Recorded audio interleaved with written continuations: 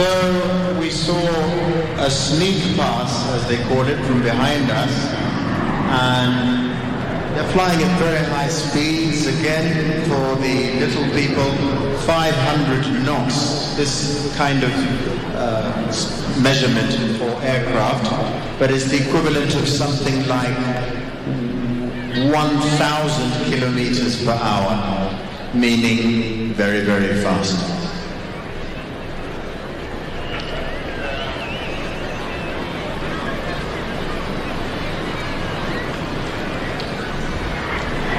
Walivyoshtuka pale ndio mwadui pia ameshtuka akishambuliwa.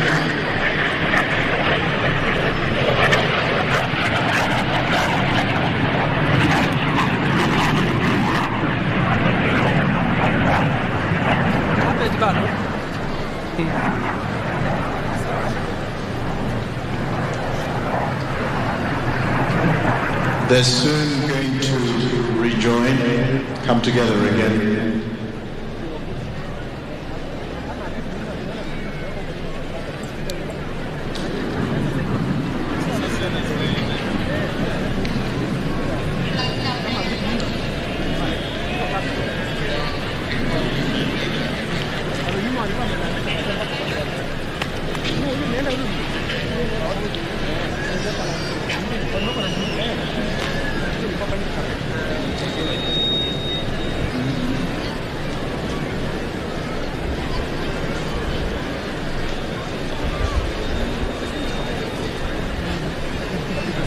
Nitakukaribisha mwenzangu pia Angiari atupishe pia kwenye matangazo haya kusaidiana na Bwana CP Uhuru. Karibuni, ndege zetu zitapita tena. So here they are for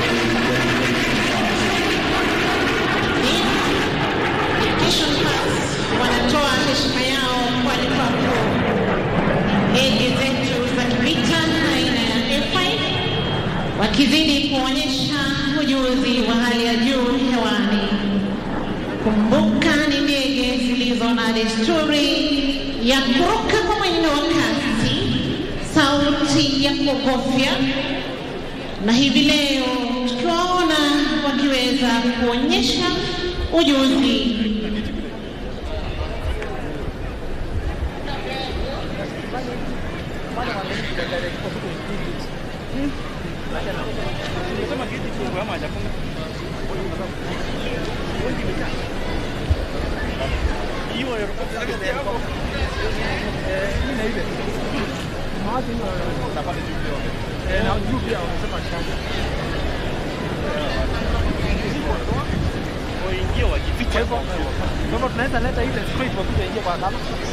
The two aircraft are coming in from the right to left for cross-unders. Cross-unders involve one aircraft changing position from the left to the right of the other and vice versa in a progressive manner to achieve a certain operational advantage in combat and also in training to build confidence. The two aircraft approaching from left to right in close trail formation.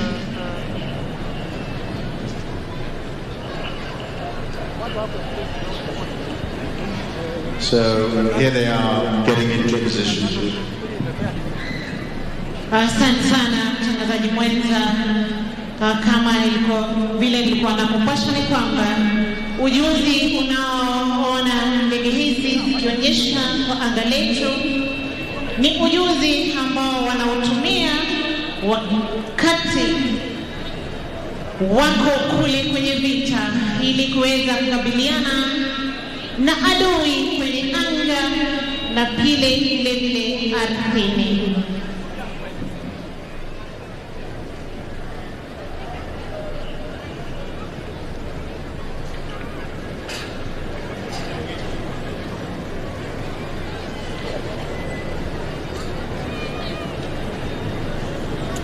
Zinaingia ndege hizi zetu za kivita kutoka upande wa kushoto.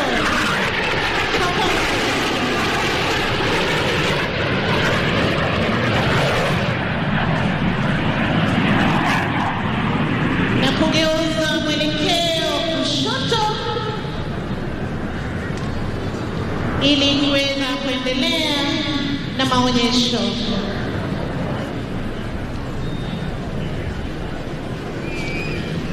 The aircraft are now approaching from right to left, positioning for a cross turn. A cross turn is part of air combat maneuvers that involves two aircraft facing each other head on and crossing their flight paths. We saw these maneuvers earlier from the marksman from South Africa, and very scary it was to watch. This is designed to fix positioning in relation to enemy aircraft for better engagement and weapon delivery.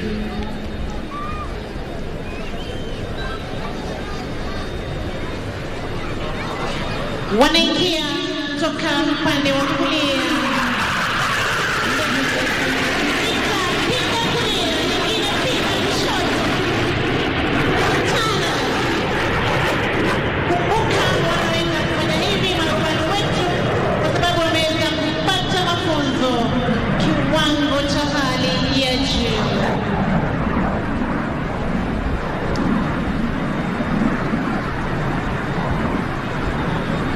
So they're now going, if you watch carefully, don't blink, they're going to a high-speed pass.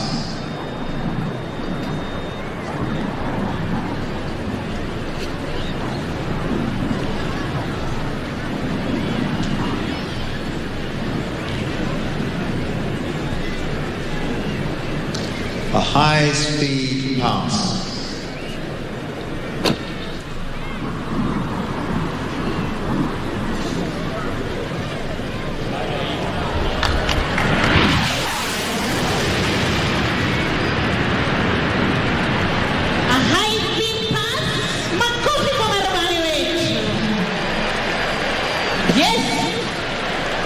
Tunasema desturi yake.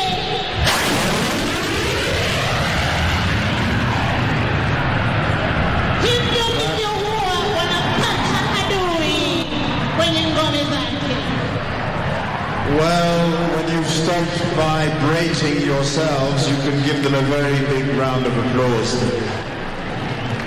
Tafadhali tuwape makofi marubani wetu kwa heshima.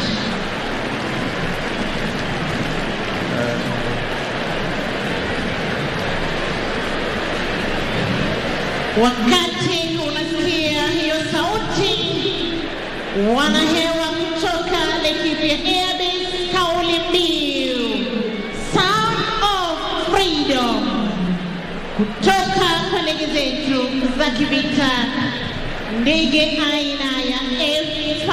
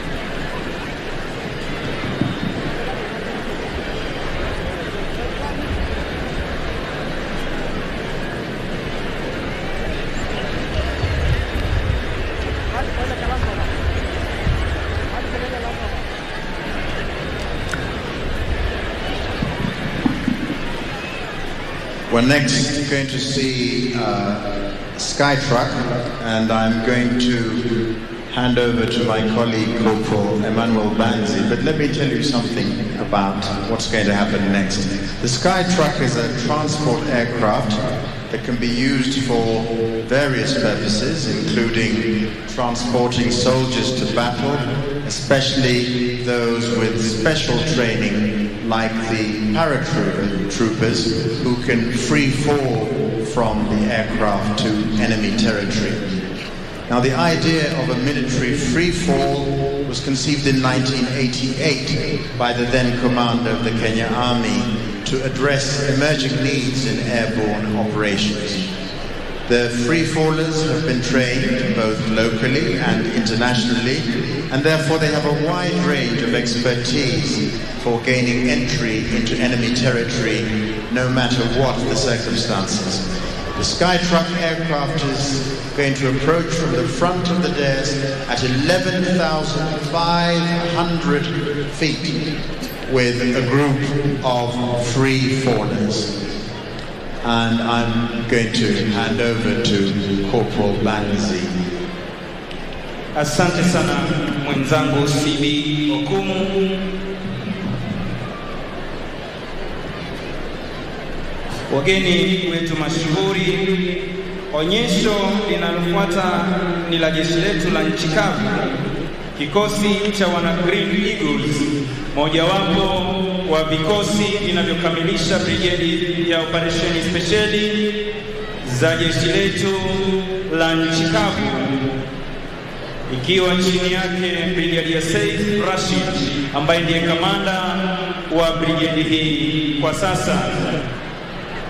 Onyesho hili ni mkasa uliofanyika kwenye operesheni ya kumwokoa mwananchi mmoja aliyekuwa ametekwa nyara na kundi moja la kigaidi. Baada ya kumteka nyara, walimficha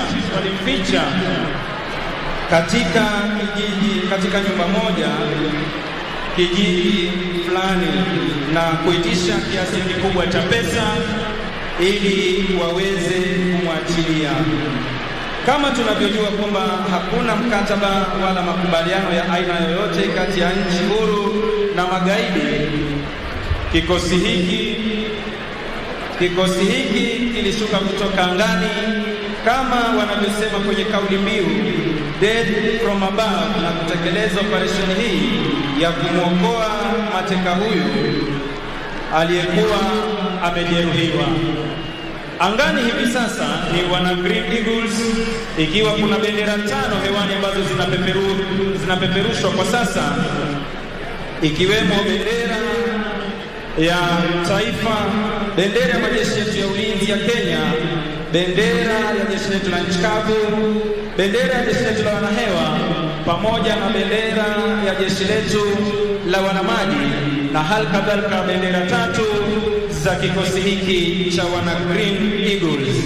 Wanashuka kwa maridadi kabisa hapa, ikiwa tayari wameweza kupuliziwa moshi mwekundu ili kuweza kusoma upepo kadri unavyovuma.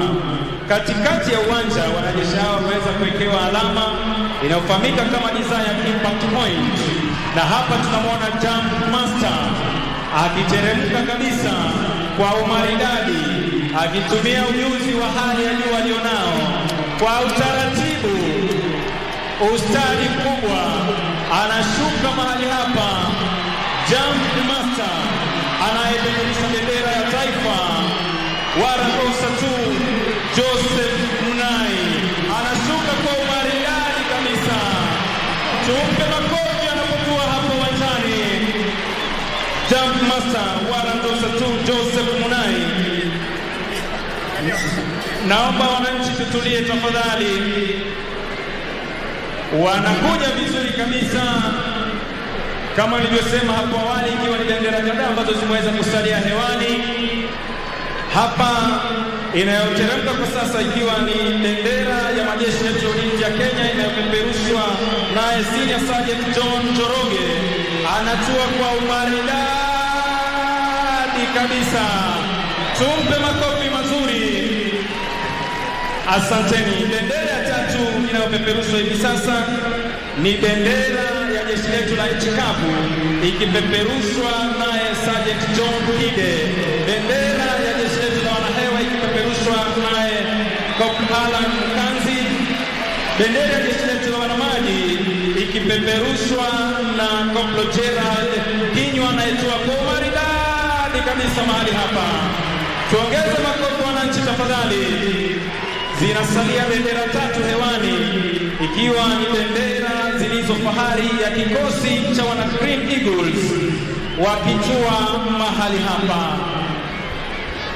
Basi wanakuja kabisa hapa wakiwa ni pamoja na Corporal Boniface Obilo ambaye anateremka kwa maridadi kabisa wakiwa pamoja na Sergeant Steven Irungu, na mwisho atakayetoa mahali hapa mwisho kabisa ni Senior Sergeant Joseph Okelo, anatua kwa maridadi kabisa mahali hapa. Tuongeze makofi wananchi tafadhali. Basi wanajeshi hawa hivi sasa wako katika shughuli yao ya kuweza kukunja parachuti zao ili kuweza kuziweka tayari iwapo zitahitajika kwa dharura.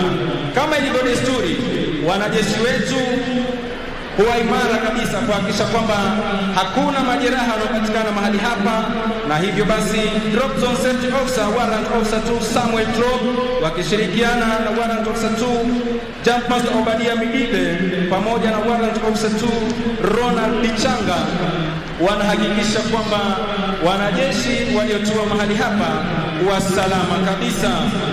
Basi wakati kama huu huwa wanapokea maelezo na maelekezo kutoka kwake Jump Master ambaye alikuwa anaongoza operesheni hii.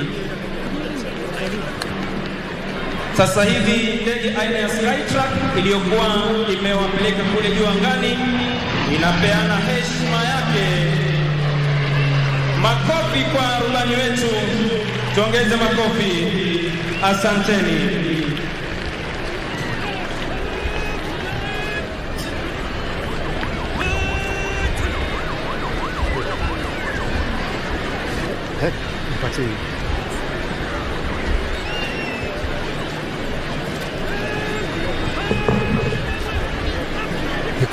Basi wanaondoka uwanjani hivi sasa wakiongozwa naye Jump Master Warrant Officer 2 Joseph Munai aliyetangulia kutua mahali hapa akipeperusha bendera ya taifa.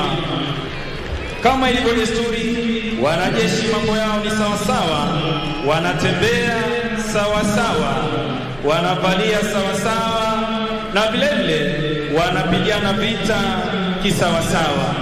Wakati kama huu wakiwa vitani,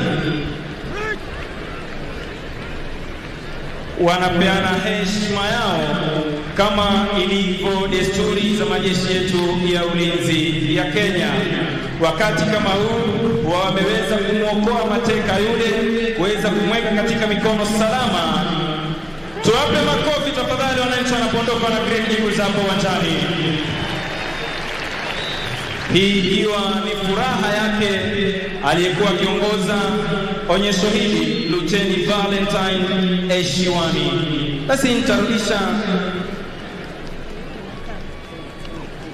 itafuata hivi sasa ndege aina ya Hiwi ambayo hutumika mara nyingi kuweza kuwabeba wanajeshi hawa punde tu wanapotekeleza operesheni yao. Operesheni hii hufanyika usiku wa manane, kwa maana hii ni operesheni ya ukombozi, kuweza kumnasua mwananchi aliyetekwa nyara kutoka mikononi mwa maadui. Basi muda wote kuanzia sasa, ndege aina ya Hiwi itakuwa inatua mahali hapa ili kuweza kuwabeba wana Green Eagles, kuweza kuwasafirisha kutoka eneo hili la operesheni. Tafadhali wananchi wale ambao wamevaa kofia muweze kuzivua, kwa sababu ndege hizi, helikopta aina ya hili itaweza kupita chini na upepo mkali utaweza kubeba ile kofia. Tafadhali kwa heshima tuweze kuzivua.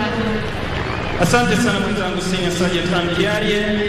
Basi kama alivyoeleza kwamba tufunge miavuli yetu, alafu tushikilie kofia zetu kutokana na upepo mkali wa helikopta hizi ambazo zitakuwa zinatua mahali hapa muda wote kuanzia sasa, kuweza kuwasafirisha wana Green Eagles kutoka eneo lao la operesheni hadi sehemu nyingine. Kama kawaida, marubani wetu sharti kuweza kupita juu ya eneo lao la operesheni ili kuweza kuhakikisha kwamba sehemu wanayofaa kutua ni shwari kabisa na salama. Basi wameweza kupita kwa utaratibu mahali hapa, wameweza kusoma eneo hili, na hivyo basi muda wote kuanzia sasa watakuwa wanatua mahali hapa. Mwenzangu, kumbuka kwamba ndege hizi, helikopta aina ya hii, zinakuja zikiwa milango iko wazi. Ukiweza kutazama utaona kwamba milango iko wazi. Basi tukiangalia mkono wa kulia wa jukwaa letu rasmi, wana Green Eagles wanaendeleza operesheni yao kuhakikisha kwamba wanashika doria kwenye eneo hili, ili ndege hizi aina hii ama ndege hizi ambazo zimeweza kuwa zimefika mahali hapa kuweza kuwachukua zisije zikashambuliwa na maadui. Na hivi ndivyo operesheni inavyoendelea, wakiwa wanazunguka sehemu hii kuhakikisha kwamba sehemu hii iko salama na iko chini ya ulinzi mkali wa majeshi yetu ya ulinzi kutoka kwa kikosi hiki cha wana Green Eagles. Basi kama nilivyokuwa nimesema hapo awali kwamba punde tu marubani wetu watakapohakikisha kwamba eneo hili ni salama kuweza kutua, wataweza kutua mahali hapa na kuwasafirisha wanajeshi hawa ambao hufanya mazoezi mara kwa mara, kama anavyotuhimiza mkuu wetu wa majeshi kwamba tuwe tunaonoa ule mshale kuhakikisha kwamba unapanda zaidi kupenda sharpening the arrowhead. Kwa umaridadi kabisa, ustadi na tajriba ya hali ya juu kutoka kwa marubani wetu, ndege hizi zinatua mahali hapa kwa umaridadi kabisa. Tuwape makofi marubani wetu wanapotua hapa uwanjani.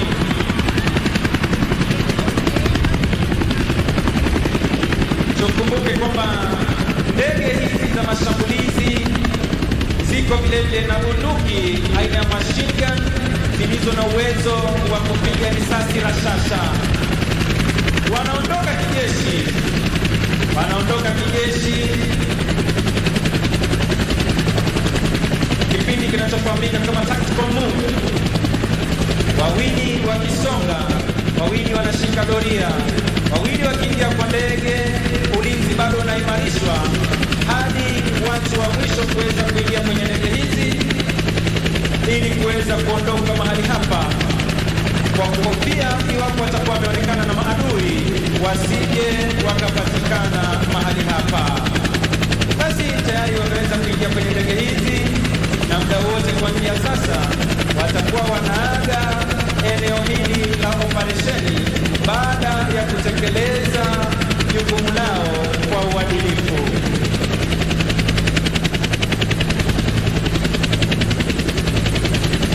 Basi hapa wanajeshi kuweza kujiweka sawa, tukiona hapa katikati kwamba wameweza kushikilia bunduki zilizo na uwezo wa kupiga risasi rashasha kuhakikisha kwamba wako imara. Hata watakapoondoka mahali hapa bado wataweza kutekeleza ulinzi wa kutosha ili ndege hizi zisije zikashambuliwa na adui ambaye labda ameweza kujificha sehemu yoyote mahali hapa.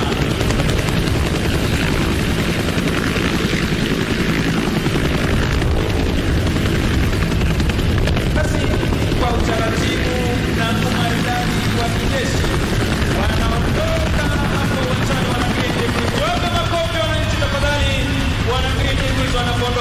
uwanjani. Asanteni. Basi asante sana mwenzangu Jabiri kwa kuweza kutuelekeza vyema. Ningeomba maafisa wetu wa usalama ambao wako upande ule wa pili kwenye lango kuu kuweza kuelekeza wananchi wazalendo ambao wameshawasili kuweza kujumuika nasi. Tuna nafasi ya kutosha upande huu wa kulia ninakotangazia. Tafadhali tuhakikishe kwamba wananchi wamepata nafasi waweze kuketi, ndiposa tuweze kuendelea na ratiba yetu jinsi inavyoendelea. Ninaomba kwa heshima tafadhali military police pamoja na polisi utawala, National Police Service, polisi wa kawaida, tuweze kuhakikisha kwamba vijana wa huduma kwa taifa, wananchi wanaweza kupata nafasi zao na kuweza kuketi pasipo na bughudha. Tuendelee tafadhali.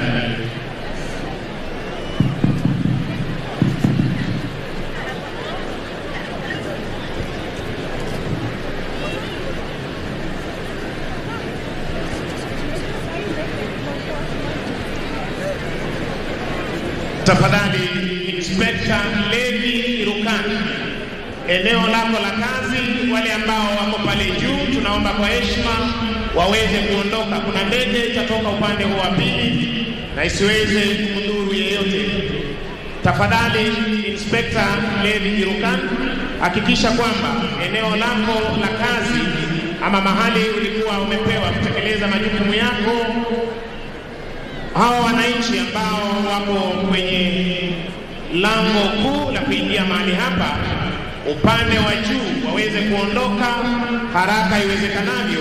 Tunataka kuwa na ndege ambayo itaweza kuja kutoka upande huu wa pili na kutua hapa uwanjani. Military police, tafadhali tuhakikishe hilo limetekelezwa haraka iwezekanavyo. Wananchi tunaomba kwa heshima wale ambao wamesimama mbele ama juu ya lango hili kuweza kuondoka haraka iwezekanavyo, ndiposa tuweze kuendelea na onyesho. Tuharakishe tafadhali. Thank you. Asante kwa wale wametii. Tuondoke tafadhali kwa muda mfupi, ndiposa tuweze kuendelea na onyesho. Vijana wa huduma kwa taifa, tuhakikishe hilo linatekelezwa.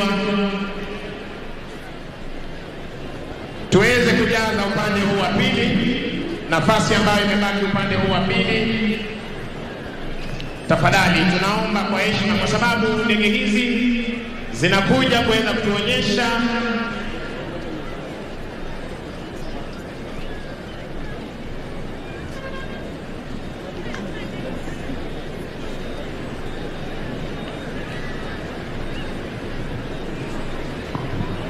tafadhali tuondoke mahali nilikuwa nimetangaza. Ninaomba tena tafadhali tuondoke, maafisa wa usalama, tuweze kuhakikisha kwamba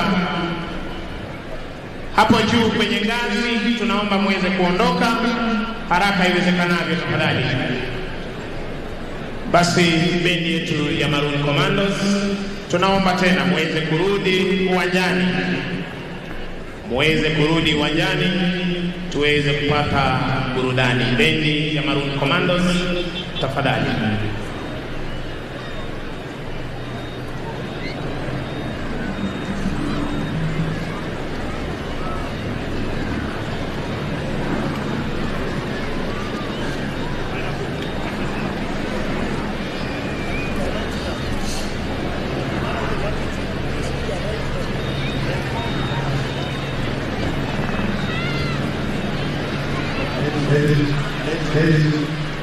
Ladies and gentlemen, this is a firefighter display from Tropic Air Limited.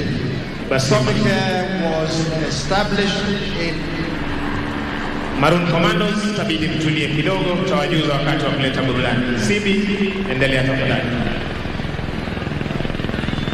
Just to tell you that Tropic Air Limited was established in 1990 and has its base of operations at the Nyanyuki Civil Airfield in Kenya. The company operates fixed-wing and helicopter charter services and is also one of the country's leading aviation maintenance providers. Today, Captain Andy Payne demonstrates firefighting operations using what is called a Bambi bucket system. Tropic Air are demonstrating one of their Airbus H125 helicopters for us today. The H125 outclasses all other single-engine helicopters for performance, versatility, and low maintenance costs, whilst excelling in hot, high, and extreme environments. Kuzima moto kutumia ndege aina ya helikopta. Basi tutaweza kukaribisha bendi yetu ya Maroon Commandos waweze kutuletea burudani. Maroon Commandos, uwanja ni wetu.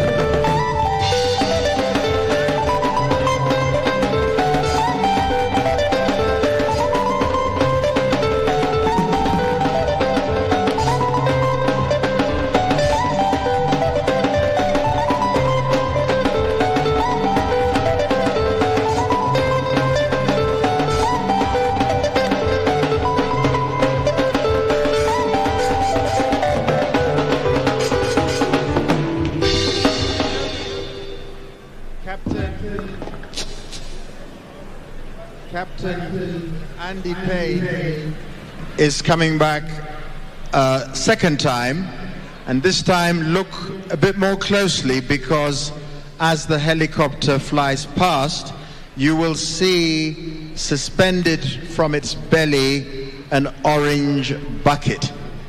This is Tropic Air's Bambi Max, and it has a capacity to hold up to 820 liters of water or fire retardant.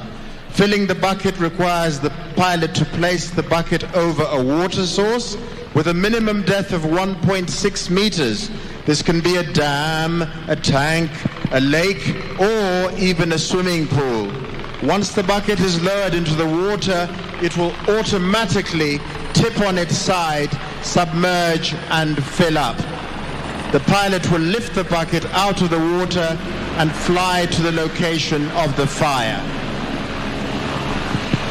On reaching the fire, the pilot will establish the necessary line of attack, or the part of the fire to be suppressed, before setting up on the bombing run. When the aircraft is well placed over the identified area, a simple push of a button drops the water.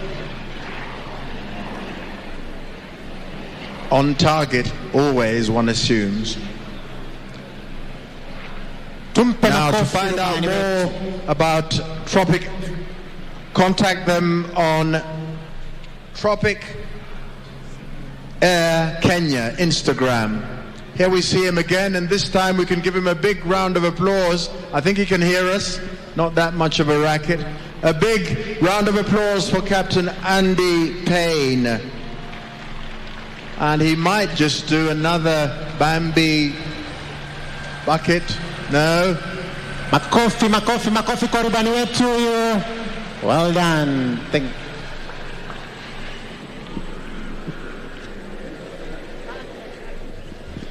Shukran sana wana Sibio Komo waliokuwa kwenye Green Bridge, waliokuwa kwenye lile daraja letu sasa wanaweza rudi. Tulikuwa naogopa msije mkomwagikiwa na maji, lakini sasa mnaweza rudi kwenye Green Bridge.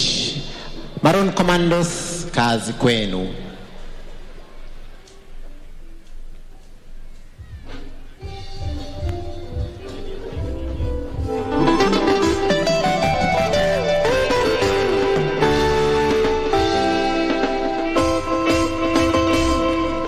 Kenya nchi yangu, Kenya naipenda sana, Afrika mzima, duniani kote Kenya ni mama yangu.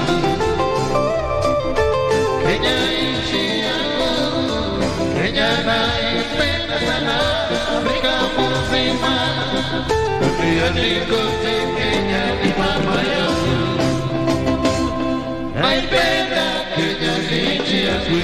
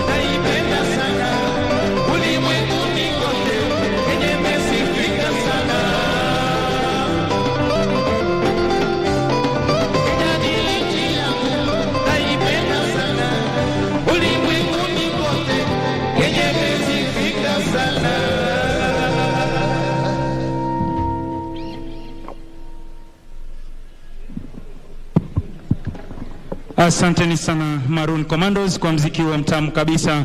Basi wananchi, kwa heshima tunawaomba mbaki kama mmetulia. Bado maonyesho yanazidi kuendelea. Hivi sasa tukisubiri baadhi ya ndege zingine ambazo zitakuwa zinapita mahali hapa na maonyesho mengine mbalimbali kabambe kabisa ambayo yameweza kuandaliwa kwa siku ya leo. Bado maonyesho ndiyo sasa yanaanza.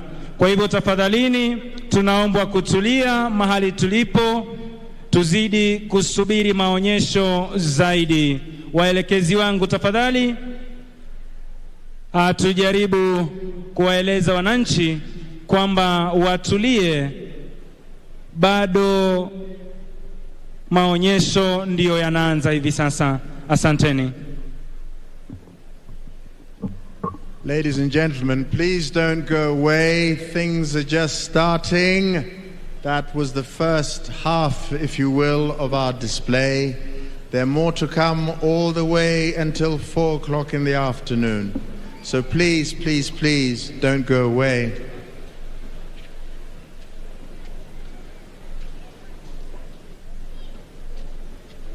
Basi asanteni sana kwa tangazo hilo. Tutarudi tena kwa Maroon Commandos tuweze kuendelea na burudani. Maroon Commandos tafadhali.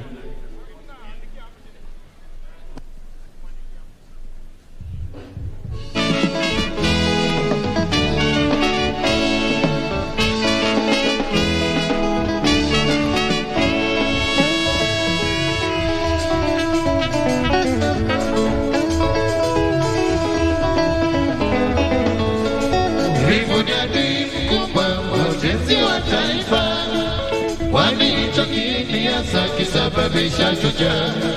Ewe ndugu yangu, amka kumekucha, kamata jembe na panga, twende shamba.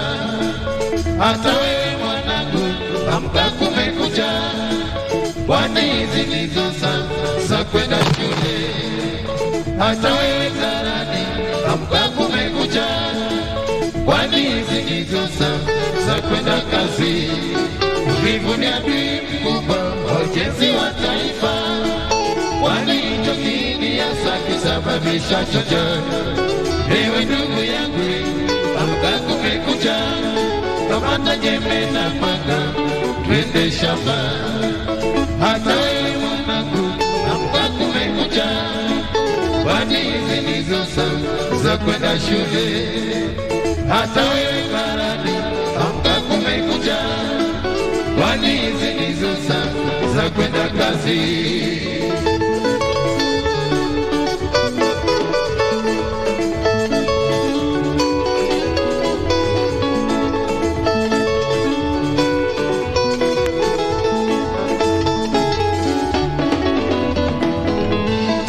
Uvivu ni adui mkubwa wa ujenzi wa taifa, kwani hicho kiini hasa kisababisha shujaa. Ewe ndugu yangu, amka kumekucha, kamata jembe na panga, twende shamba. Hata wewe mwanangu, amka kumekucha, kwani hizi ndizo za kwenda shule. Hata wewe karani, amka kumekucha, kwani hizi ndizo za kwenda kazi. Uvivu ni adui wa ujenzi wa taifa, na uvivu tujenge taifa. Ndugu yangu, kumekucha, amka uende shamba. Na uvivu tujenge taifa. Kumekucha, amka uende shule. Elimu ndio msingi wa maendeleo. Kumekucha, amka uende kazi.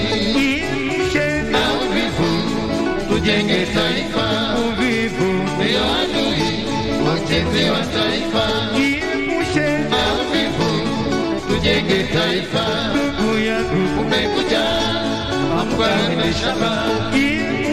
Na uvivu tujenge taifa.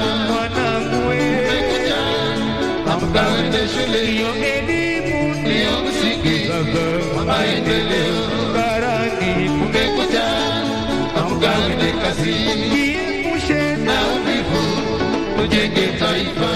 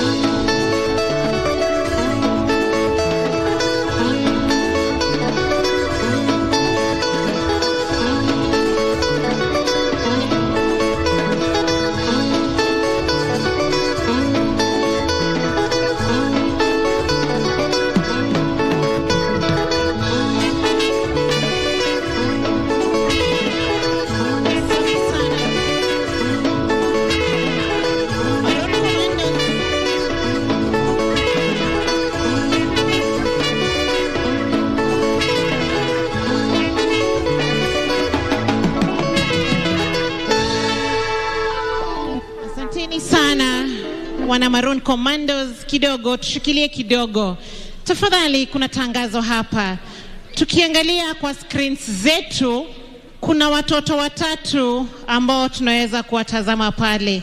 Tafadhali wazazi wa hawa watoto uweze kufika pale kwa ambulance ya NMS, ambulance ama gari la huduma pale ndani ya uwanja la NMS, utaweza kupata hawa watoto.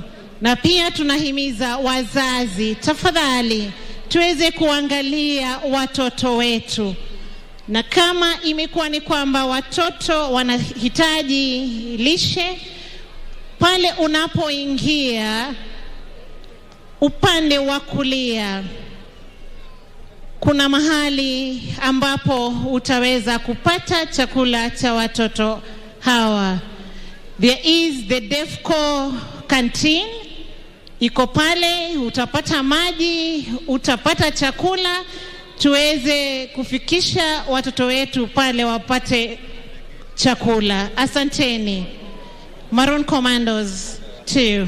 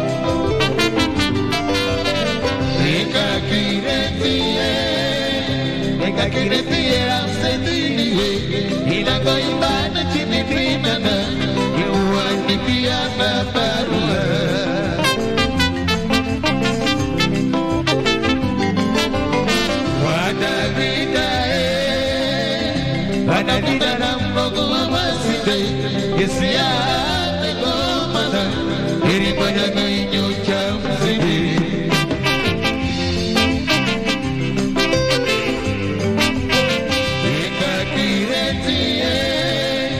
Eka kiretie ramsediliye Inako ibana chini binana Nawanikia abarua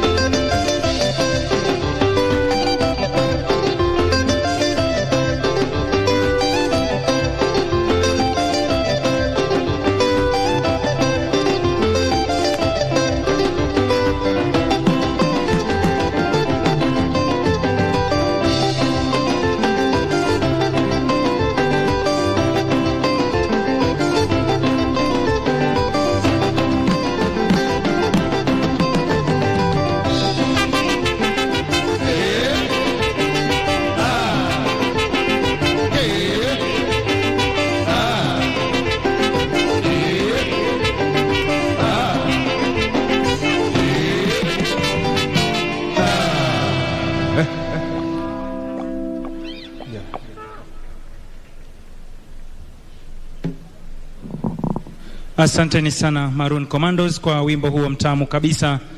Basi ningependa kuweka tangazo hili wazi kwamba kwa wale watoto ambao watakuwa wamepotea, tunaomba waweze kupelekwa kwenye magari haya wagonjwa, ukipenda ambulance hizi za Nairobi Metropolitan, ili waweze kuchukuliwa kutoka pale. Tafadhali, iwapo umempata mtoto ambaye amepotea, tunaomba kwa heshima uweze kumpeleka mahali magari haya ambulance yalipo, na wazazi wao wataweza kuwachukua sehemu ile. Alafu vile vile wananchi waliokuwa wamesimama pale juu ya lango kuu la kuingia kwenye uwanja huu, tunaona kwamba mmeweza kufinyana kushoto kulia. Kwa hivyo hivi sasa tunaweza kutumia nafasi ile ili kuweza kupata uhondo, kama alivyosema hapo awali kwamba hivi sasa ndio mkoko unaalika maua. Maonyesho hivi sasa ndio yanazidi kupamba moto, na muda wote kuanzia sasa tutakuwa tunazipokea ndege zaidi ambazo zitakuwa zinatuonyesha mizunguko ya aina mbalimbali. Basi tukizidi kusubiri, nitarudisha tena kwa Maroon Commandos waweze kuendelea kutupatia burudani. Maroon Commandos, tafadhali.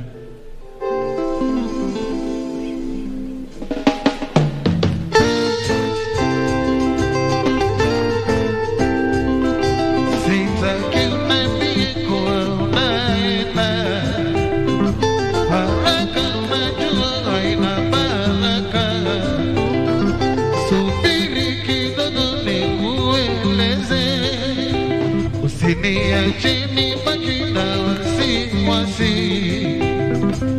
mpenzi, sikia mambo yangu, naumia sana juu yako mama. Sitaki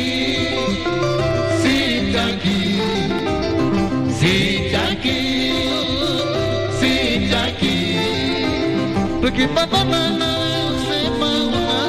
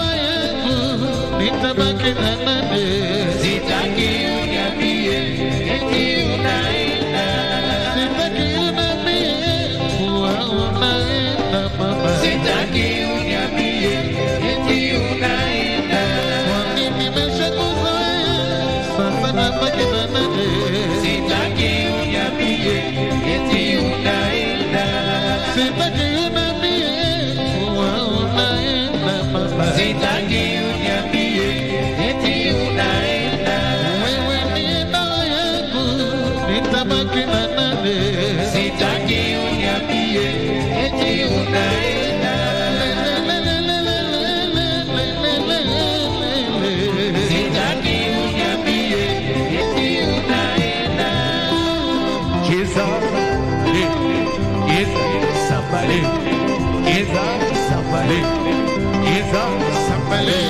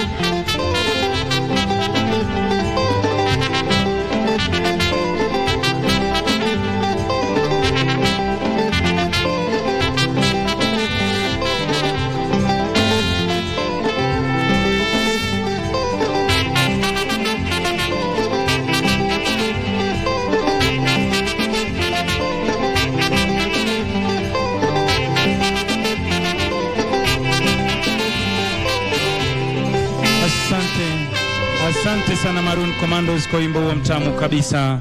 Basi nitarudisha kwa mwenzangu Sibi Okumu aweze kuendelea na onyesho linalofuata.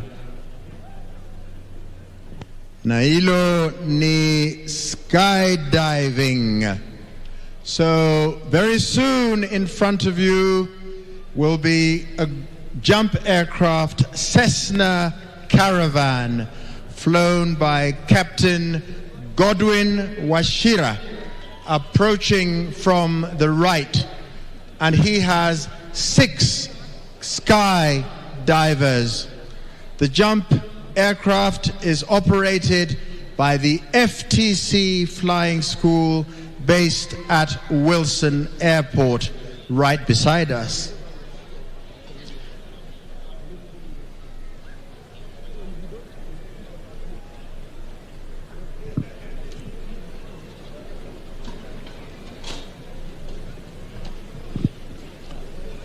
Mabibi na mabwana, sasa wacha nijaribu kichekesho kidogo mwenzangu. Tafadhali wananchi wazalendo, bado tuna onyesho chungu nzima, tusiweze kuondoka. Tunaomba kwa heshima tuweze kurudi. Ndege zetu zinapojitayarisha kuzidi kupita mbele yetu na kuweza kutuonyesha mizunguko tofauti tofauti, na hali kadhalika wananchi waliokuwa pale juu waruhusiwe hivi sasa kuweza kurudi mahali pale, waweze kutulia na kutazama onyesho hili moja kwa moja toka bustani la Uhuru. Kwako Sibi. Ilikuwa na kichekesho kimoja tujaribu kuona vile itakuwa. Ukiona mtaalamu gari imevunjia gari ya mkubwa na inataka kutoka.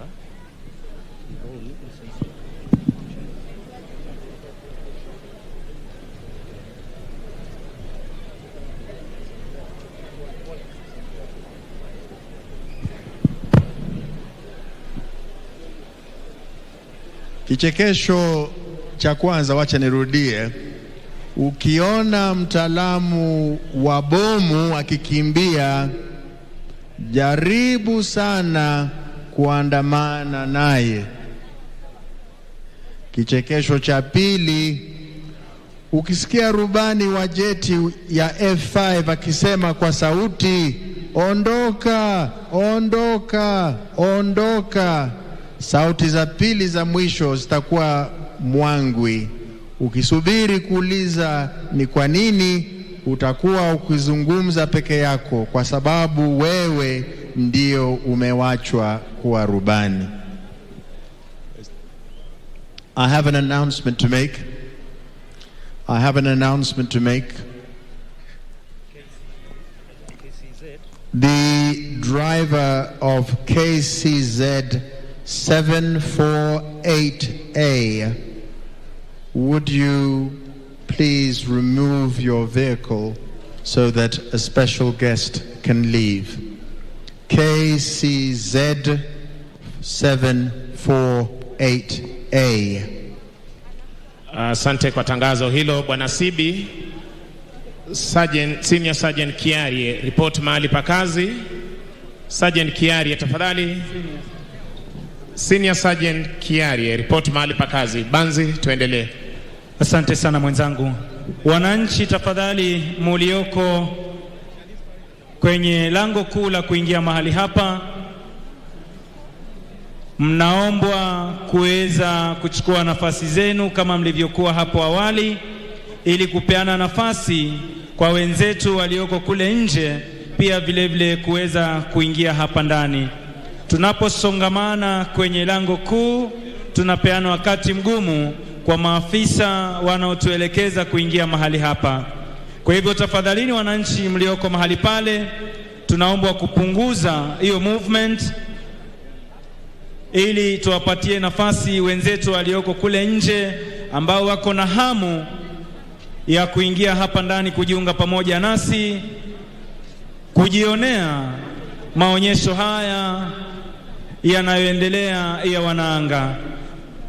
Waelekezaji tafadhali munisaidie kwa jambo hilo, ili tuhakikishe kwamba pale kwenye lango kuu watu wameweza kutulia na wamechukua nafasi zao, ili tupeane nafasi kwa wenzetu walioko kule nje kuweza kujiunga nasi hapa ndani. Najua kwamba kuna wale ambao labda walikuwa wanaenda nje pale kuweza kujinunulia maji na vinywaji mbalimbali, lakini kwa sasa naomba tafadhali tuweze kusitisha, manake muda wote kuanzia sasa tutakuwa tunawapokea wana skydivers. Na tukiangalia katikati ya uwanja tayari alama inayofahamika kama desired impact point imeweza kuwekwa, ishara kamili kwamba muda wote kuanzia sasa skydivers watakuwa wanatua mahali hapa. Basi wananchi na wazazi ambao wameweza kupoteza wana wao, tunaomba muweze kupiga ripoti mahali ambulensi ya NMS upande wangu wa kushoto na kutangazia, kuweza kuhakikisha kwamba mwanao yuko pale ili uweze kuunganishwa na mtoto wako. Nitarudi upande wa pili wa studio tuweze kupata burudani kutoka kwa Yellow Wagoners, bendi ya Kahawa Garrison. Yellow Wagoners tafadhali.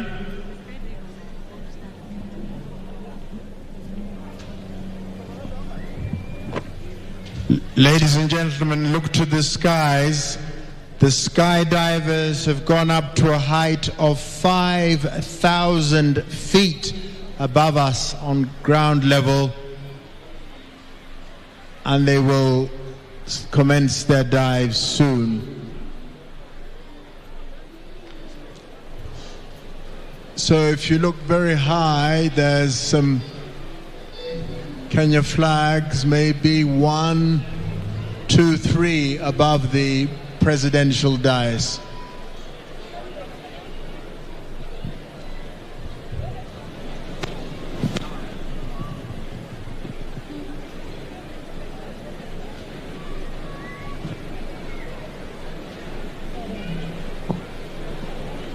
Basi angani hivi sasa ni wana skydivers, wana parachuti ambao tayari wameweza kuruka kutoka kwa ndege ile, na muda wote kuanzia sasa watakuwa wanatua mahali hapa kama alivyoelekeza mwenzangu Sibi, Bwana Sibi Okumu. There's another group with us called Skydive Swahili, and they are based not at Wilson Airport right next to us, but in Diani Beach at the coast. Now, Skydive Swahili provide tandem skydiving services, a jump school, display jumps as they're doing now, and also provide parachute equipment maintenance. Hapa tukiona wa kwanza kabisa ambaye nafikiri atakuwa anatangulia mahali hapa, ameweza kupuliza moshi wa kijani kibichi ili kuwapatia nafasi wenzake kuweza kujua jinsi upepo unavyovuma. There is the first one to land on our field. Give him a clap. Give her a clap. Well, I can't see from here.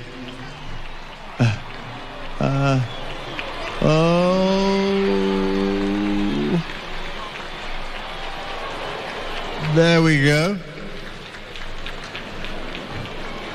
Number 2 coming down. A big clap for number 2. Sorry, I don't know your name. Oh. Tuongeze makofi tafadhali kwa wana skydivers.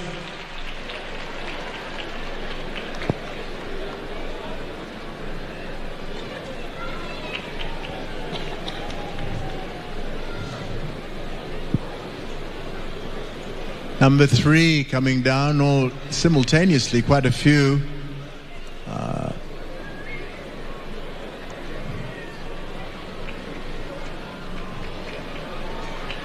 Big clap.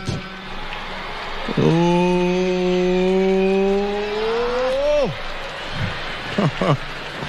I think tuongeze makofi tafadhali kwa wana skydivers.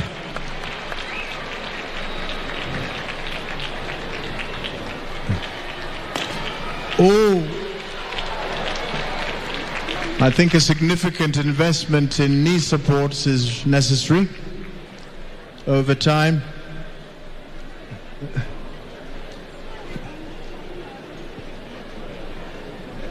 There is the person with the Kenya colors.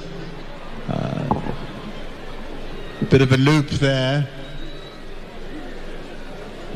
Basi angani hivi sasa akiwa amesalia mwana miavuli mmoja ambaye anaipeperesha bendera ya Kenya, akishuka mahali hapa kwa utaratibu kabisa. Kumradi si bendera ya Kenya, lakini anatua mahali hapa kwa umaridadi kabisa katika sehemu aliyotengewa. Hey! Right. Tuongeze makofi tafadhali. Okay. Asanteni. I think it must have something to do with the wind, how heavily one lands.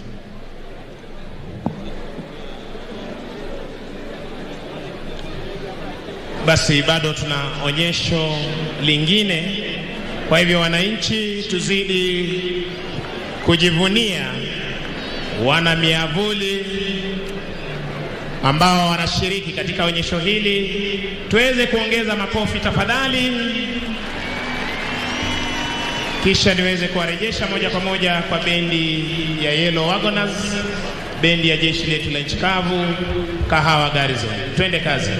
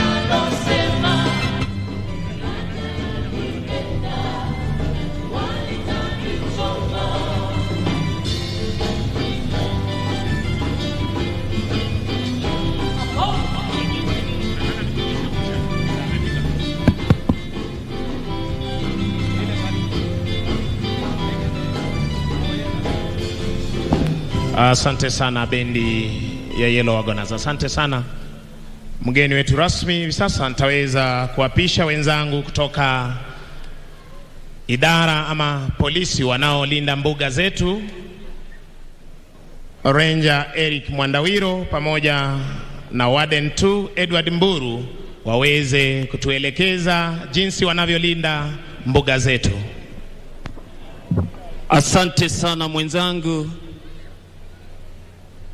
Mabibi na mabwana, idara ya kulinda na kuhifadhi wanyama wa pori kwa ushirikiano na idara ya National Air Support inakuletea tamasha maalum kuonyesha jinsi ndege zetu zinavyotumika katika kulinda na kuhifadhi wanyama wa pori.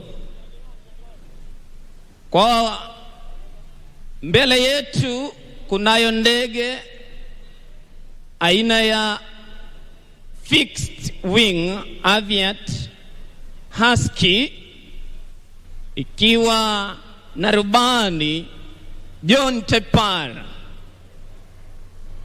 Mabibi na mabwana, kikosi hiki kiko katika mbuga ya Tsavo Mashariki, ambapo mbuga hii inajulikana kama the theater of the world, kauli mbiu. Vile vile mabibi na mabwana, ukubwa wa mbuga hii ni kilomita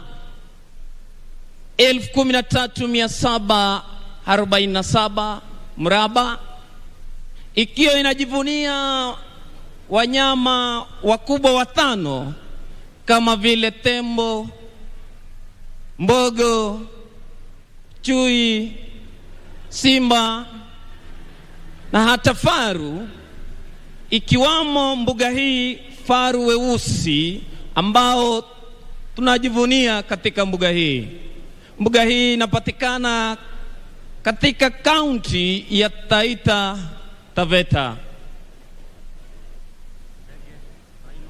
Mabibi na mabwana, ndege hii unaiona mbele yako ina uwezo wa kukaa angani masaa 6. Vile vile inaweza kubeba abiria 2, na ndege hii hutumika hususan katika doria na kureka maeneo yetu katika mbuga zetu. Tayari kikosi kimeshatoka kuashiria kwamba mchakato mzima unaanza kwa sasa. Mbele yako mabibi na mabwana, kunayo faru nyeusi inakuja ikiwa katika hali tulivu kabisa, kuashiria ya kwamba hali iko salama na hali iko tulivu kabisa. Mnyama huyu kwa kawaida si mwepesi wa uzoefu wa watu, mara nyingi hukimbia ama hutoroka watu, kwa hivyo huenda akatoroka, lakini kwa leo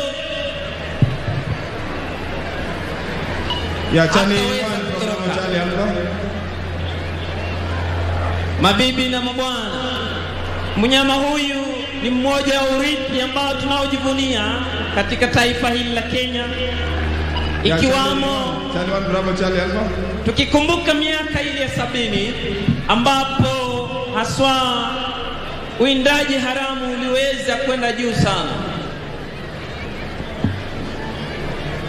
Lakini kwa juhudi ya kikosi hiki, mabibi na mabwana, tujivunia kwamba takwimu za wanyama hawa zimeweza kuongezeka.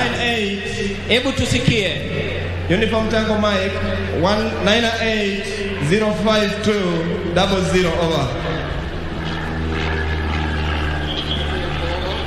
Ya Famariv nimepata moja ile tupotelea last time. Hebu kujeni mweze kusoma tuone kama ni ile tulipotelea. Over. Mabibi na mabwana, tayari ndege aina ya Aviation Husky imeshaweza kumwona mnyama huyu, na tayari wameshajulishana kikundi ama kikosi kinachojulikana kama monitoring team, ambapo kwa sasa kwa umbali tunawaona wakija kwa upesi kabisa, ndege ikiwa angani ikiwahakikishia kwamba mnyama huyu hawezi kutoroka. Kono wangu wa kulia kunao majangili wawili. Tayari tunaona mnyama yule ametoa kinyesi, anazidi kutoa kinyesi mnyama yule, na mara nyingi huwa anahakikisha eneo lile ameliweka alama ambapo hataweza kusahau mahali pale. Majangili nao upande wangu wa kulia wanakuja wakifuata nyayo ile ya mnyama yule, tayari wakiashiria kwamba wameona. Na upande ule mwingine wa kushoto, askari wale tayari washaona mnyama yule ambaye kwa jina anajulikana kama Galana. Tayari washamuona, amechukua nakili zake, afya yake, ni nani, anafanya nini, ili iweze kusaidia katika makavazi ya mnyama huyu ambapo atakuwa anafuatiliwa kwa karibu. Tayari washamaliza vijana wale na wanaelekea katika hali yao ya kushika doria, shughuli yao ya kila siku. Tayari majangili washaona na wametoroka. Asante sana zangu Wadentu Edward Mboru, unaweza endelea.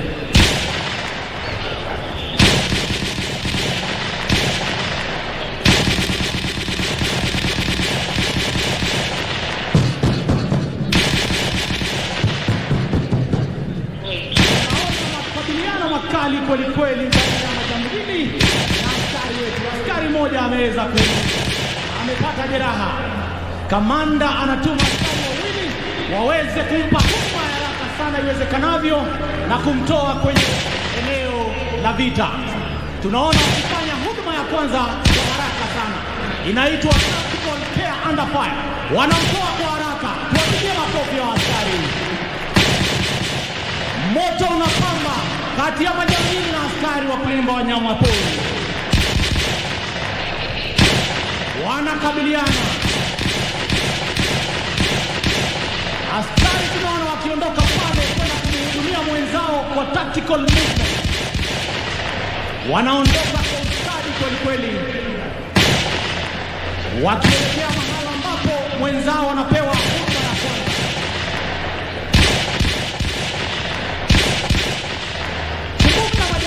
Hawa pia ni watu ambao wanatumia silaha. Kwa hivyo haya ni masaibu ambayo askari wa kulinda na kuhifadhi wanyamapori wanaweza kukabiliana nao. Tunaona tayari mmoja wao ameweza kupata jeraha la risasi. Kikundi hicho kiongozwa naye kamanda bana anawapeleka mahali ambapo ni sawia kidogo waweze kupata ama kumpa yule askari huduma ya kwanza, ukipenda inaitwa care under fire. Wamempeleka mahali ambapo ni salama kidogo. Majambazi nao wamesema kwamba tumeshinda, basi kwa hivyo wanasema wale askari tumewaweza. Wao bado tunasikia naye anaitisha usaidizi.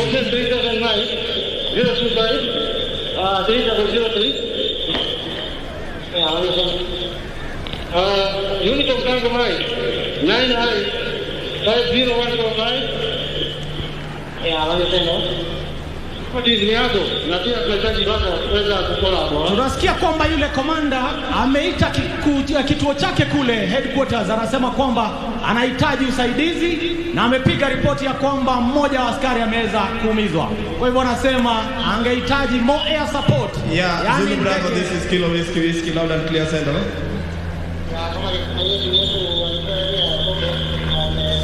Anaitisha usaidizi, tusikize. Yeah, wamepata contact pande gani over? Wanapatiana eneo ambalo wameweza kupatana na majangili. Yeah, uniform tango Mike. 985-0145. Anaweza kupatiana coordinates. Niko na reinforcement team, I'll be there in the next 2 minutes, over.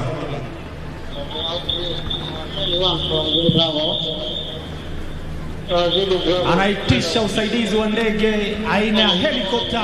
Anasema anataka kuokoa uhai wa yule askari ambaye ameweza kujeruhiwa na wale majangili.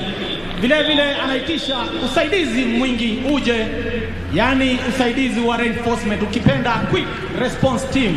Wataweza kufika hapa kwa muda mfupi sana iwezekanavyo ndio waweze kuokoa uhai wa yule askari.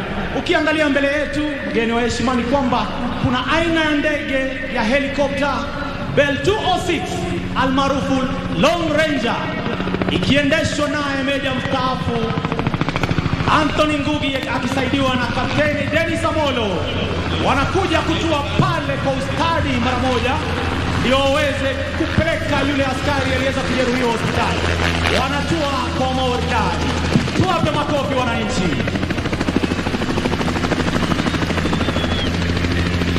Pale ndani tunaona kikosi cha QRT, Quick Response Team, kinashuka haraka sana na kuchukua doria 360 degrees. Wanahakikisha kwamba mgonjwa wako salama akiingizwa pale.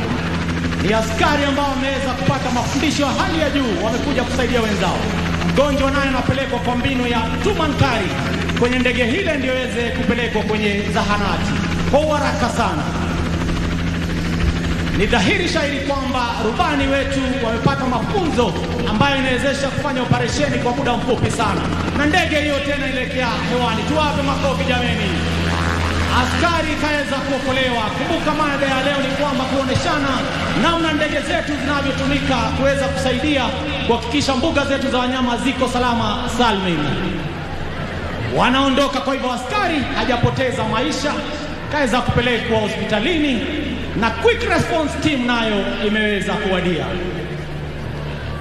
Wale majangili nao wamejua kwamba ndege imekuja, imechukua askari, wameenda, basi bado wanaendelea na pilika zao, wanafuata nyayo za ule mnyama. Kumbuka ule faru mweusi ana dhamana kubwa sana. Kwa hivyo hao majangili wanasema askari tulimpiga, akaanguka na akapeleka hospitali na ndege. Kwa hivyo sisi tuko huru, tujitangazie uhuru ndani ya mbuga hii. Ole wao, manake komanda amesema no retreat no surrender. Ameitisha kile kikosi kikali cha QRT, Quick Response Team, na wameweza kukuja wafuate zile nyao za wale majangili, manake wanajua bado wako ndani ya mbuga. Wanawafuata, wanafanya tactical tracking, yani wanafuata nyayo. Kamanda ambaye ni Balan anawaelekeza wale vijana, anawaambia amewaona kwa umbali, ameomba basi hebu chukua goti tusikize. Wameingia kwa ule muundo unaitwa arrowhead. Muundo huu husaidia sana kwamba kila askari anaweza kuangalia mgongo wa mwenzake, ni kwamba usalama umelindwa pande zote, kushoto, kulia na mbele. Kamanda basi anawapanga, anawaambia njooni upande huu. Amewapanga kwa formation ambayo tunapenda kuita online formation. Basi wanasema advance. Muundo huu ukiona ni unawezesha kwamba basi wamekabiliana tena. Majambazi na askari wa kulinda wanyamapori wanapigana vita kali. Jambazi kaangusha. Tuwape makofi jameni. Majangili nao ndio hao. Askari wanaondoka kwa mtindo wa fire movement. Ile inaitwa tactical bounding. Mmoja chini, mwingine ukitembea. Hii inawezekana kwa mafunzo maalum ambao askari hawa kulinda wanyama pori wameweza kuyapokea. wote wanaondoka kwa umaridadi wakipita kwa ile kambi. Moto mkubwa, hawataki kubahatisha. Makofi jameni, makofi jameni. Basi wanahakikisha kwamba wale adui wameweza, hakutaka kubahatisha, amelala salama. Kamanda anawachukua, anapeleka mahala ambapo ni safi, mbali na tukio hilo. Anawaambia on me. Ukiangalia kwa umbali anawapanga, anapatia kila mtu kazi yake. Wewe na wewe utachunga hapa. Kila mtu anapatiwa area of responsibility. Ni kwamba nichunge, ni kuchunge. Kamanda Balan huyo. Wameingia kwa ule muundo wa mviringo, ukipenda all round defense 360. Mwenzake anaangalia mwenzake. Basi wakati wowote tutaona baada ya hapo akiweza kutumana. Kumbuka wale majangili huwa kawaida wamebeba, tumeona kwamba ni kama walikuwa na silaha. Wako pia na vitu kama simu za rununu ambazo tukiweza kuzipata zinatusaidia sana kwenye upelelezi zaidi, kujua ni akina nani hawa wanahusika. Na basi tukiweza kujua namna hiyo, tunaweza kuangamiza uwindaji haramu ndani ya mbuga zetu. Tuone yule kamanda amewaita askari wake wawili, anataka kuwatuma kwenye lile tukio la wale majangili walikuwa wamekaa. Anawatuma, anawaambia nendeni muangalie kwa hiyo kambi kuna nini kumebaki. Askari wanatoka pale kwa mwendo ambao unajulikana kama tactical movement. Mmoja anaenda, mwingine anampisha, anamwambia mbele kuko sawa. Wanaondoka kwa ustadi na uweledi. Anataka kubahatisha, anahakikisha kwamba yule jangili amelala. Kumbuka aliweza kuumiza askari, kwa hivyo anasema mimi pia sitaki kubahatisha. There is no taking chances. Wameweza kupata bunduki pale, anaifanya usalama. Mwenzake naye anashika doria, anampekua yule jambazi aweze kupata vitu kama labda simu za rununu, vitambulisho, ndo kuweza kuelewa hawa majambazi wanatokea sehemu gani. Anazidi pia kupekua lile gunia ama mfuko ambao ulikuwa na majambazi, aweze kuchukua, aregeshe kamanda wake, amwambie mkuu, tumeweza kupata vitu kadha wa kadha.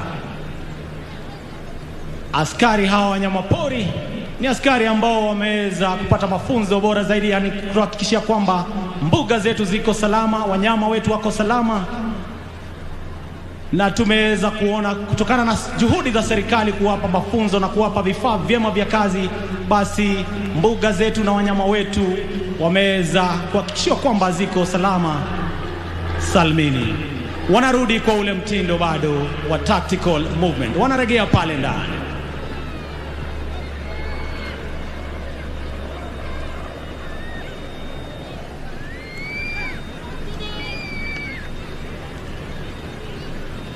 Basi wameweza kurudi ndani na kila mtu kuchukua nafasi yake. Pale ndipo ambapo sasa wanaambia kamanda, tumeenda kweli, wale jambazi tumeweza kupekua, tumeweza kupata vitu kadha wa kadha, naye ndio aweze kupiga ripoti kwenye kituo chake kikuu na aeleze ni nini ambacho amekipata na nia yake ni gani, tena kama ako na nia ya kuendelea na operesheni ama itakuwa ni vipi. Tutawasikiza muda kidogo wakiweza kupatiana ripoti hiyo.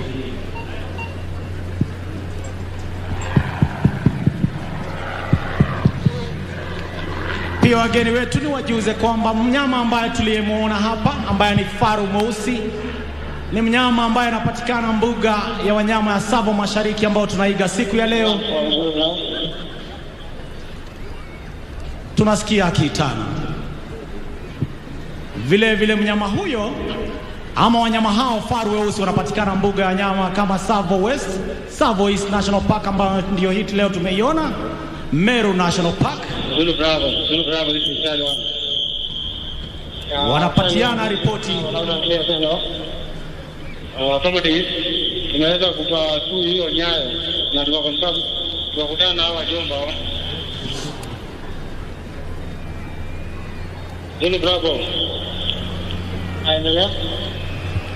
Tunasikia yule komanda akiweza kupatiana ripoti kwamba waliweza kufuata ile nyayo, wakakutana na wale majangili na wakaweza kuwamaliza, na pia anasema kwamba wameweza kupata bunduki na vitu vinginevyo.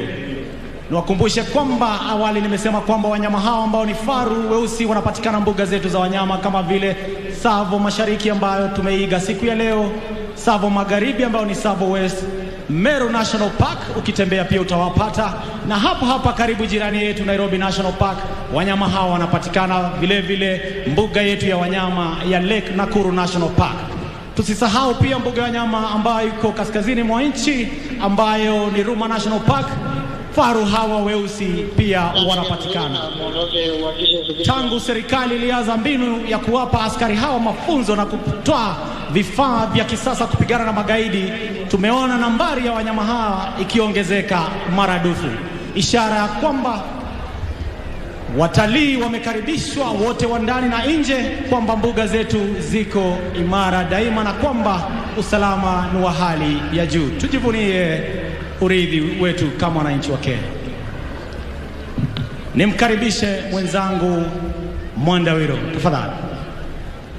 Asante sana Warden 2 Edward Mburu. Mabibi na mabwana, Tsavo Mashariki, kauli mbiu Theatre of the World. Hakika mbuga hii inajivunia wanyama hawa ambao kwa sasa wameongezeka maradufu. Kwa hivyo wakati kama huu tunachukua fursa hii kutoa shukrani zetu haswa kwa serikali yetu ya taifa letu la Kenya, Wizara ya Utalii na Wanyama wa Pori ikiongozwa na Waziri Mheshimiwa Najib Balala, mkurugenzi wetu mkuu Brigedia mstaafu John Waweru ambaye haswa ndiye anayeongoza kikosi hiki cha kulinda na kuhifadhi wanyama wa pori. Tawasi wananchi watukufu wa Kenya tuzuru mbuga zetu katika nchi yetu hii nzuri ambayo iko na mandhari ya kuvutia kila pembe zote za nchi hii. Taona tayari wamekwisha maliza pale na wako tayari kuomba ruhusa yao ili waweze kutoka katika uwanja huu. Tayari Assistant Warden 3 ameshaomba ruhusa ya kuweza kutoka katika uwanja, kuashiria ya kwamba kwa sasa tamasha hii imekamilika. Mabibi na mabwana, taomba tuwapigie makofi, wapigie makofi. Tuwape makofi tena jameni, tuwape makofi vijana wa kulinda na kuhifadhi wanyama pori. Asanteni.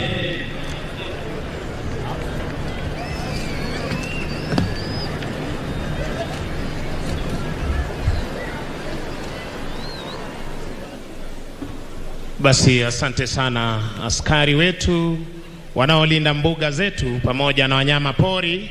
Ningependa tuzidi kuwapa makofi mengine mazuri, wakiweza kuhakikisha kwamba wanyama wetu wa porini wanaotuletea pesa nyingi kutoka kwa utalii wanalindwa. Hivi sasa tutarudi kwao Yellow Wagoners waweze kutuletea ama kuweza kuendelea na burudani, waweze kutuletea burudani la chini kwa chini, kisha baadaye niweze kumpisha bwana Sibi Okumu aweze kuendelea na onyesho.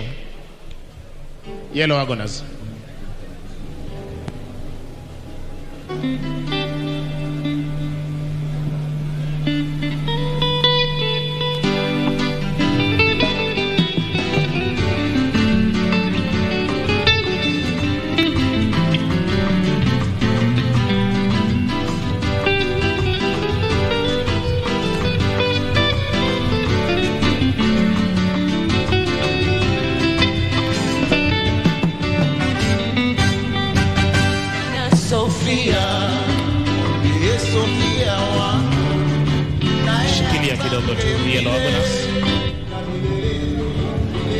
Shikilia kidogo yellow wagoners. Basi wananchi wazalendo, kwa muda usiozidi dakika 5, marksmen aerobatics team, wale ambao walitufungulia onyesho, hawa wakiwa ni wenzetu ambao wamejumuika nasi kutoka Afrika Kusini, wataweza kuwa wanarudi tena na onyesho lingine. Yellow wagoners, tuendelee.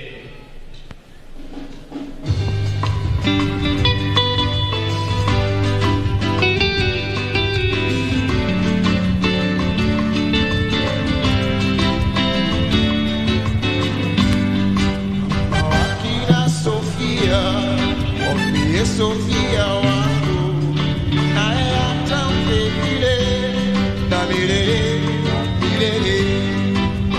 wakina Sofia ndiye Sofia wangu naye atamke vile na milele baba we mama we mabie yule wangu naye atamke vile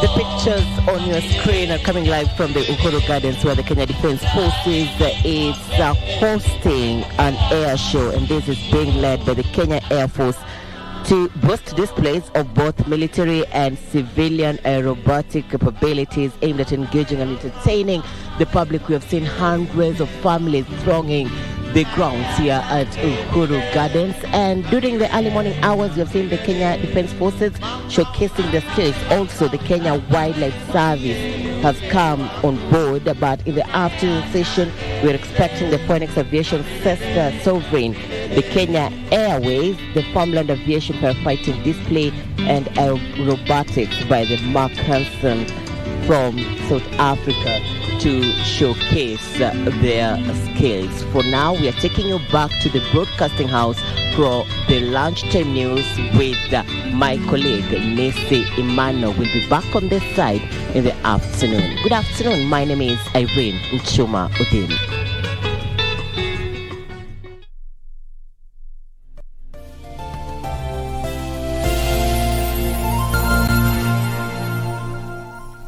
Bodi ya wathamini ya trustees ya Teleposta Pension Scheme and Fund inawashauri washirika wote kuwa mkutano mkuu wa mwaka 2021 na 2022 utafanyika tarehe 31 Mei 2022 saa 3:30 hadi saa 6:30 kupitia mitandao.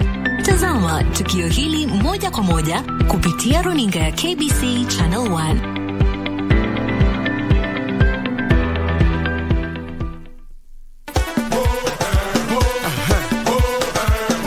Tarehe 28 Mei barabara zote zinaelekea Harris Tavern, Nairobi. Manake kutakuwa na kongamano kubwa sana la rumba siku hiyo. Kikosi kizima cha Bridge Over Congo kimeandaa tamasha kali sana kwa nyinyi wapenzi wa muziki wa rumba. Oh yes, there will be lots of fun. Talk of nyama choma, lots of drinks, lots of giveaways from KBC, and not forgetting to mention rumba music with DJ Walter. Oh, and did I mention that there'll be free t-shirts for the first 100 people. Hey, you are going to be making it. Hey, you are going to be.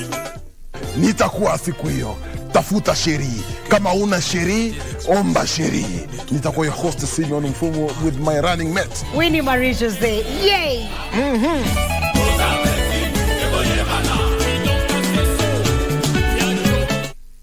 Mpambe Gibson Gadho Mbugwa almaarufu prosecutor kwenye kipindi ukipendacho Vioja Mahakamani kwenye runinga ya KBC Channel 1 anaomba usaidizi wako kudhibiti gharama ya matibabu ya figo. Jamaa na marafiki wameandaa mchango mnamo tarehe 11 mwezi ujao wa 6 kwenye ukumbi wa Charter Hall, jumba la City Hall jijini Nairobi. Waweza kutuma mchango wako kwa paybill number 247247, nambari ya akaunti 777626. Gibson amekuwa mwanani wako na wangu kwa muda usiopungua miaka 40 sasa. Ni zamu yetu nasi tuwe wandani wake wakati huu mgumu. Kupata lazima nishike kama sikiza tune yako. Bonyeza *811 962 hash. Lazima nishike mapema. Nisiposhika simu mapema utakasirika. Unajua mimi nikiwa mtu ya marathon najua niko na experience kabisa. Niko na experience. If you don't hurry, you will not break the record. Okay, wacha nishike simu. Kupata lazima nishike, bonyeza *811 962 hash. *811 962 hash.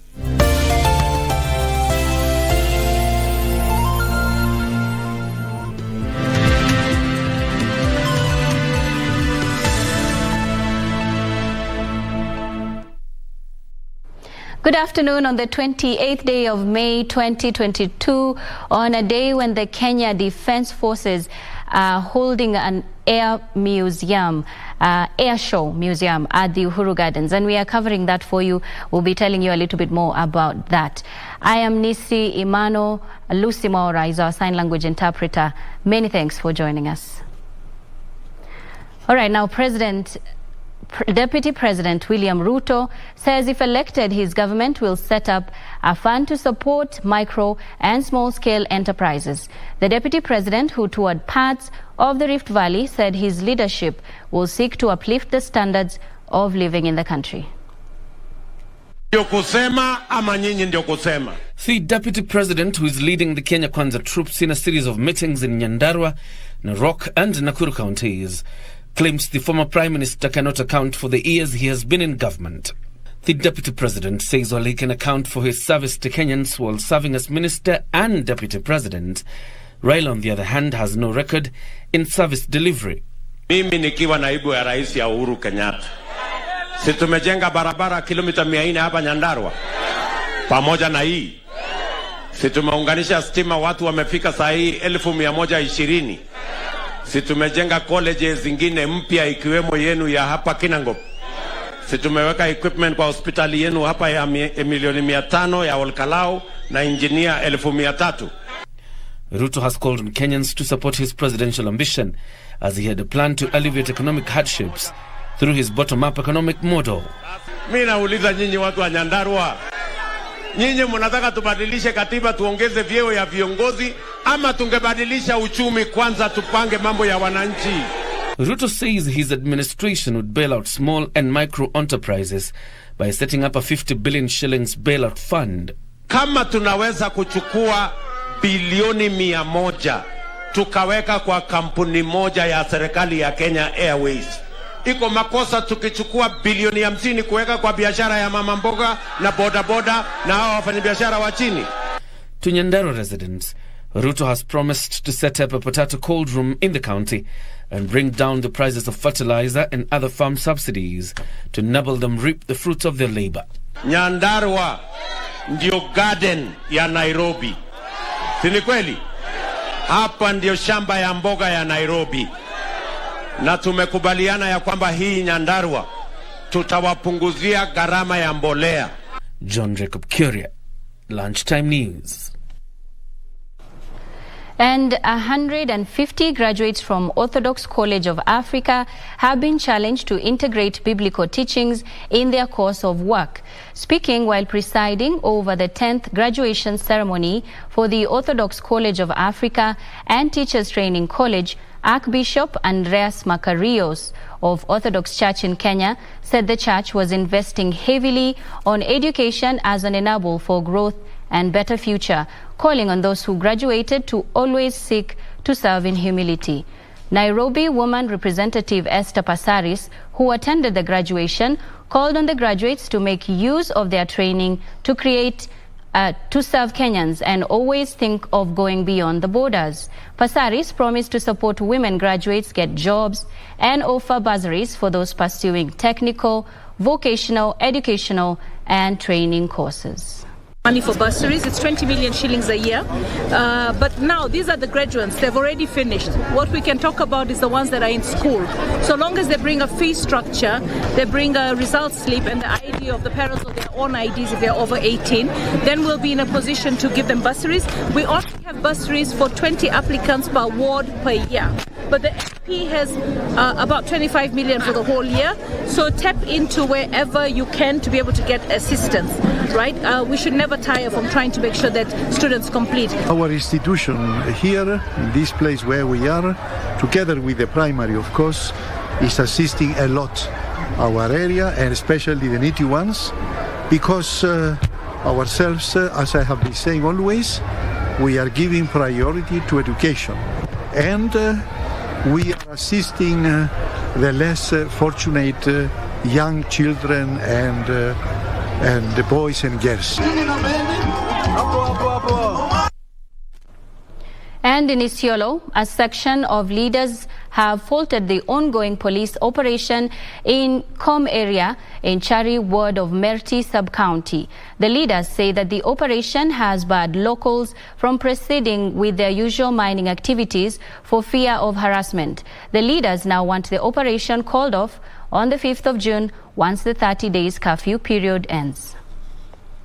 Komdurte, which lies along the border of Isiolo and Marsabit County, was declared a disturbed area alongside the rest of Marsabit County, with a 30-day curfew and police operation to rid the area of illegal firearms launched.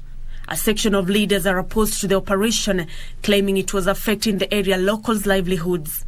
Tunawaomba hiyo maneno waangalie, tufanye kazi na county government, wafanye kazi na security agency katika Isiolo, tuhakikishe kwamba watu warudi wafanye maeneo yao. Na tena kama unafanya maneno ya curfew, kuna wakati inafanya huwezi ingia kwa shimu mali watu wanapata rasilimali alafu na kwa manyumba watu.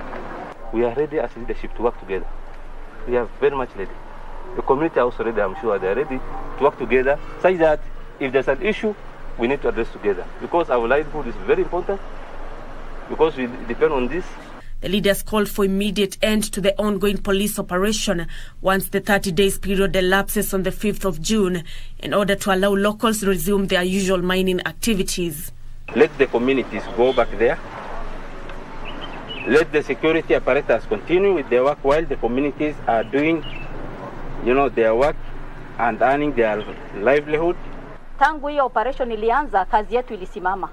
Na tunafanya biashara, kazi ndogo ndogo ambaye tunafanya hapo, tunaweza kuwalipia watoto wetu fees. Na tunaweza kuwasaidia familia yetu kwa upande ya bills ya hospitali na kila kitu nyumbani. The leaders dismissing allegations that Com area had become a haven for foreigners, arguing that only Kenyans from various parts of the country were engaging in mining activities alongside the host community. Na watashangaa sana ukienda foreigners wanasema kuna watu wanaleta mashini kubwa kubwa. Kama wananchi wanapata usaidizi mashini na kuja kuna baya. Hakuna mtu ametoka Amerika na Ethiopia. Kama jamaa wako na pesa ametoka Nairobi ama Isiolo, wengi investors hata politicians wako na mashini yao huko. Nancy Okware, Lunchtime News. Moving on, a 9-year-old boy in Ruiru, Kiambu is appealing to well-wishers for support so that he can access medical care that will enable him walk again. Dixon Otieno, who was hit by a vehicle, sustained head injuries, later developed backbone problems that have forced him to drop out of school to undergo various medical checks. Dixon Otieno did not manage to complete his basic education after the accident that left him sickly and hopeless. His hope to continue with school is diminishing since he can barely move. Alikuwa anapumua na mpira, anakula na mpira, alikuwa anafanya kila kitu na mpira. Alikuwa kama mwenye amekufa. Sasa unajua imeinfect huyu kijana sana. Dixon says he has undergone major operations to try and control head cancer, which destabilized his mobility. A boy who used to do everything on his own now depends on his parents for entirely everything. Huyu mtoto wangu hawezi tembea, hawezi enda hata haja ndogo, hata kuenda nje hawezi enda, ni kubeba anabeba, anapelekwa hata kufalisha chimo chakula. Mimi ndio nampea chakula, hawezi kula. To facilitate restoration of titanium mesh 10 by 10 centimeters, Dixon is required to undergo robotics psychotherapy and another surgery at Kenyatta National Hospital. This, he says, is very costly and his family cannot afford. According to his father, Joel Otieno, who is jobless, his son has been growing weaker as some of his body organs continue to lose functionality, and is appealing to well-wishers to help him raise 1 million shillings for his treatment at Kenyatta National Hospital. Wanaweza kunisaidia kwa hiyo mesh ili mtoto arudishwe hiyo mfupa. Mtoto ako tu hivyo, haizi tembea, inabebwa tu ikipelekwa kwa kitanda, tunatumia tu pampa. You can send your medical donation to his father through M-Pesa number 0727 759441 or 0708 199293. Beatrice Gatonyang-Etich, Lunchtime News. Elsewhere, Council of Elders from 6 sub-counties in Wajir County have endorsed former Chief Administrative Secretary for Environment and Forestry, Mohammed Ibrahim Elmi, for Wajir County gubernatorial seat, and Nairobi businessman Abdi Rahman Adan for senatorial seat, respectively. The elders, led by Sultan Ahmed Muhammad, says Elmi and Ado were best suited for the 2 seats. Speaking in Wajir, the Council of Elders stamped the 2 aspirants as visionary leaders who can bring change and development in the area. The former Chief Administrative Secretary for Environment and Forestry, Mohammed Ibrahim Elmi, who was endorsed by the elders for the gubernatorial seat but on an independent ticket, pledging his administration will focus on reviving the livestock sector, among others. We want a functioning health sector, we want a functioning water sector, we want agriculture and livestock sector, we want to, even environment. Our environment is getting degraded in a very serious way. But let's pick the livestock. Wajir is one of the most endowed with the livestock. We have a goat population of millions. Yeah, we have an international airport here. We have an habitat that should have been finished a long time ago. If we form livestock cooperatives, we make sure that every ward, because we have big land, have 1,000 acres of, we produce fodder for our livestock. We want to change the vice in this country. We want to uphold the progress and development. We are dedicated. I know Honorable Elmi, I have been a friend to him for a while. He's a very committed person. And I believe we are going to make Wajir great. On his part, Nairobi businessman Abdi Rahman Adan Abdi Kadir, who will contest for the Wajir County senatorial seat under UPIA ticket, challenged area residents to vote for the team, which he said was development-oriented. People, by the people and for the people. A government that is going to serve the interests of the larger people of Wajir, regardless of his ethnic background. For the sake of our people, for the sake of our great county of Wajir, please, let's join hands and support Honorable Elmi and his team to salvage the situation. Because as we speak now, the situation is we are in a dire situation. What needs to be done? Books have been written, plans have been drawn. Like, for example, when I was the Minister for Northern Kenya, we came with ending droughts from becoming emergencies. It is a shame that 10 years later, when we should have ended that, we have people who have died because of that, because people did not implement the plans. We do believe we can implement those plans with the current level of funding that we get. We believe we can bring private sector. We have land, we have energy, we have lime, we have a lot of mineral resources. We can bring private sector by creating peace, by ensuring our area is peaceful and making sure that the infrastructure is working. Elmi is expected to face incumbent Wajir Governor Mohammed Abdi and former Wajir Governor Ahmed Abdullahi, among other aspirants who have declared interest in the seat. Universities and Colleges Central Placement Service, KUSAPS, has decried low universities and college placement uptake by eligible candidates from the northern region. The KUSAPS CEO, Dr. Agnes Mercy Wahome, during her tour at the Garissa Huduma Center, said that most students in the region might have low access to the information on placement.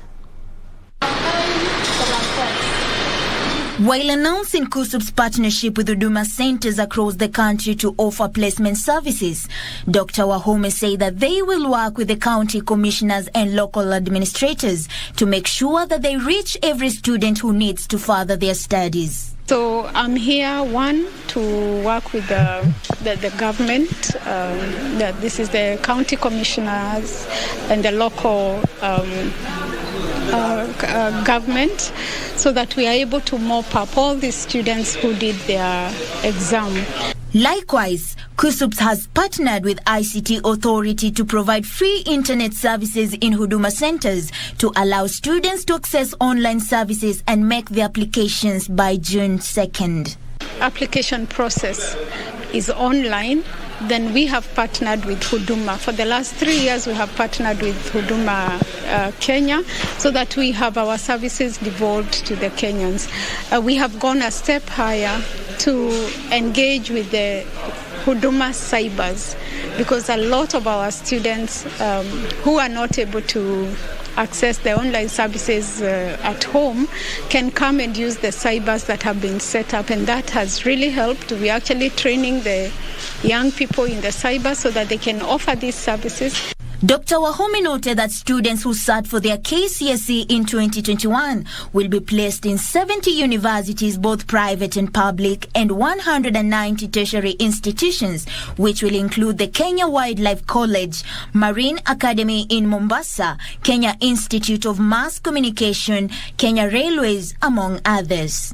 The CEO encourages those who scored lower grades to come out and apply for courses which are readily available for them. Harness and power of youthful energy, creativity. Elsewhere, children with disabilities across the coast region are set to benefit from inclusive education through a 3-year holistic approach from non-governmental organization in collaboration with the government of Kenya. The project, implemented by Kesho Kenya, a local NGO operating in Kilifi County, focuses on addressing the awareness gap and the disconnect between inclusive education policies and its implementation. Kesho Kenya Executive Director Evans Odhiambo said that the project will be able to evaluate the policies that exist in inclusive education in the implementing countries, as well as identifying and addressing the challenges in implementing them. Kuna watoto wengi ambao wako na hizi special needs ambao hawajawahi enda kwenda shule na wako na umri kama miaka 10 hadi 15, na tunasikitika sana kwamba hawa watoto pia ni watoto wetu na wanafaa wapewe ile opportunity na nafasi nzuri ya at least kupata masomo. Pauline Nasimiu for Lunchtime News. Crossing over to Laikipia, where at least 803 early childhood development education teachers will be enjoined in the Laikipia County government payroll. The County Public Service Board is expected to conduct suitability interviews on the current teachers and enroll them on permanent and pensionable terms as from the 1st of July this year. Laikipia Governor Nderitu Mureithi says that the decision was arrived at following a consultative meeting with the Salaries and Remuneration Commission. Mureithi said a monthly salary of 61,000 shillings will be paid for teachers who have degrees, 41,000 shillings for those with diplomas, and 36,000 for the ones with certificates. Katika alama za mangazi zitaanzia mpaka ifike R, yani job grades kutoka mwanzo mpaka R. Katika certificate, diploma na degree utaona kwamba kuna hatua karibu 5 different grades. Itawawezesha pia kupata ingalao house allowance kidogo kusudi tuweze kuchangia wao na kazi zao za chekechea. Mimi nimefunza kwa miaka 27, nimekuwa bila mshahara, lakini leo tumeahidiwa baada ya kufanya kazi tutaajiriwa by the end of this year, na tumefurahia sana. Tumefinyika for a long time na tutaendelea na kazi mzuri. Tutakuwa kama wafanyikazi wa kawaida kama wengine wameandikwa na wameajiriwa na counties, na tutatenda mambo makuu na tutahudumia watoto vilivyo. Ameona kazi ya watoto wa nursery ni kazi kubwa, na ndio amefikiria kuajiri na ili wafurahie kama wafanyikazi wengine wa county.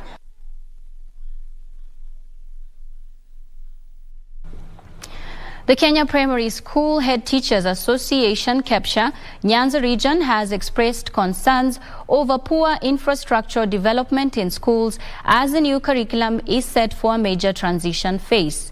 Speaking during the union's annual convention at Isebania in Migori County, the region's chairperson, Meshak Roche, noted that poor school infrastructure for especially schools in remote areas is a major hindrance to good learning outcomes compared to their counterparts in urban areas. On his part, Director of the Teachers Service Commission, Stephen Ajanga, said the government will take teachers through several trainings to help them handle those transitioning to junior high school. Poverty level is so high, and some of the parents are not able to provide some of the requirements that we need in order to implement the system successfully. So that is one area. Another area is about ICT, especially it's a challenge even to our teachers.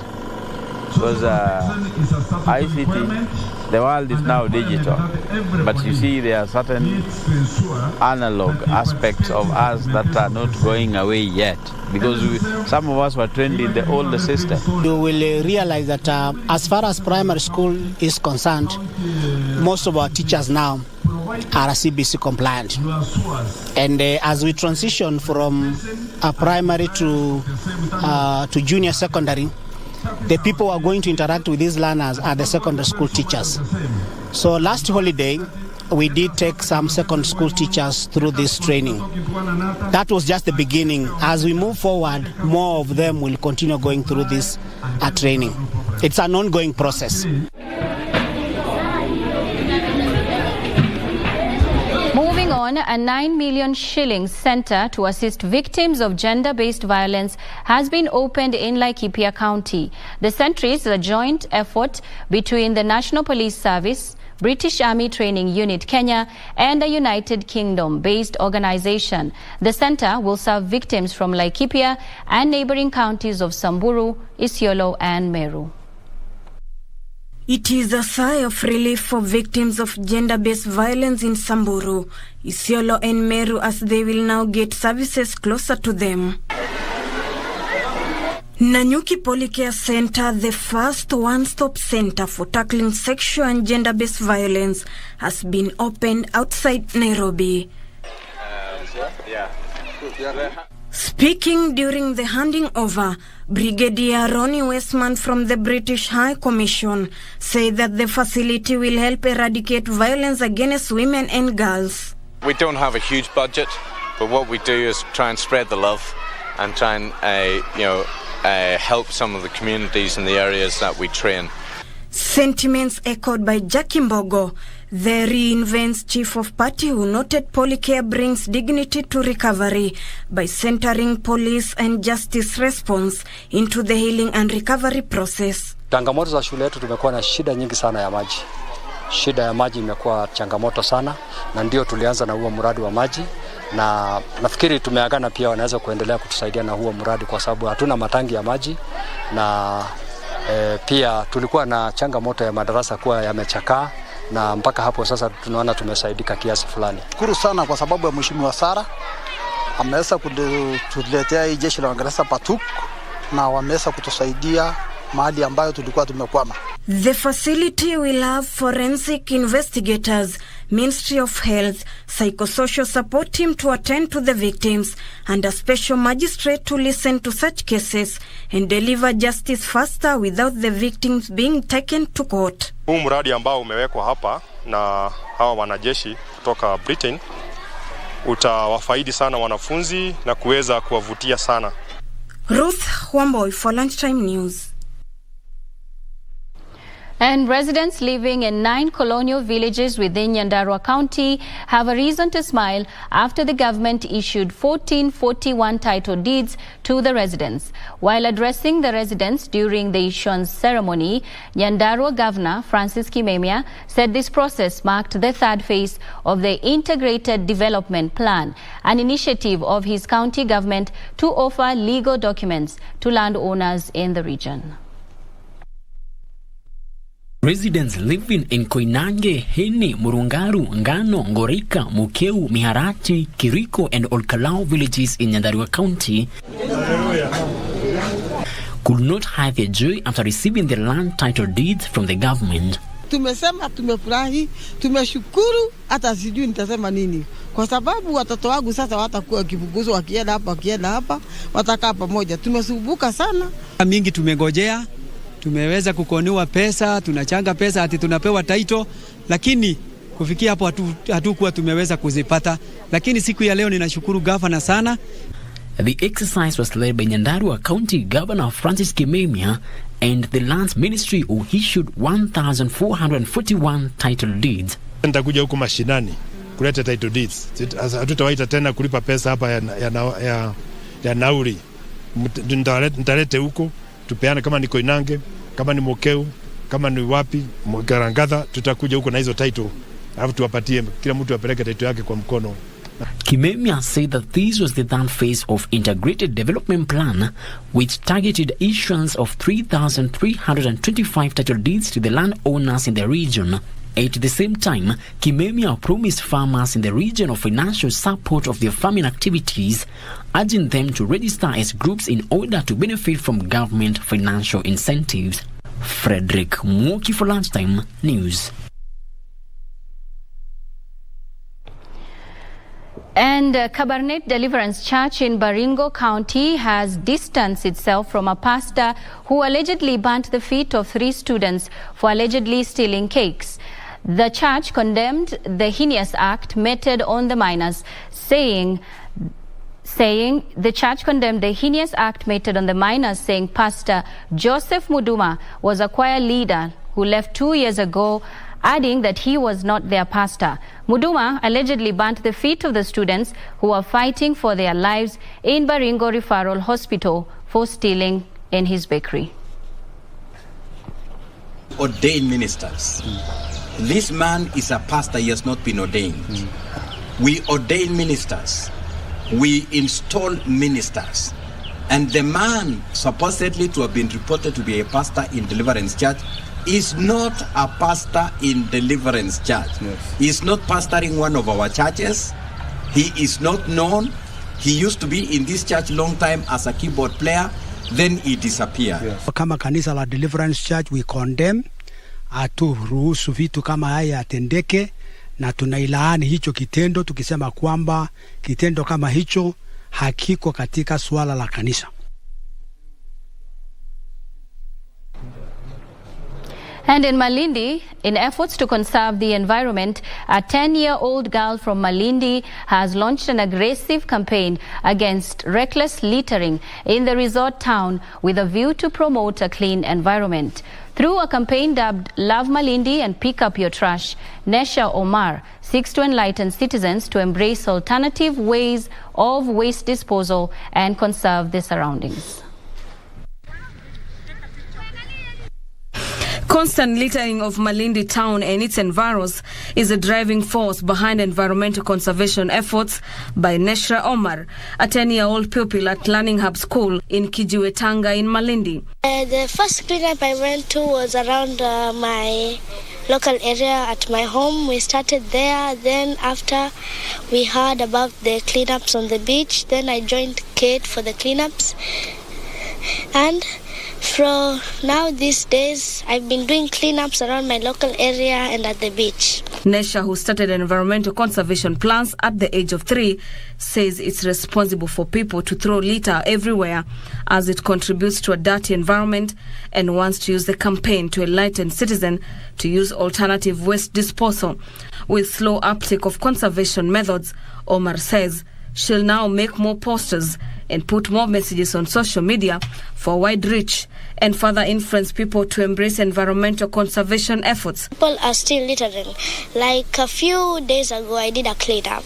The next day, I found the place like it was still the same. It was still dirty and it still had trash. Then I decided to make a campaign called Pick Up Your Trash. Charity Beduli, the mother of the 10-year-old, says the move is now instilling discipline as people know about taking care of the environment. And we hope that everybody will join in the campaign. It's trying to make everybody responsible for their own trash, because all this trash is not being dumped by animals.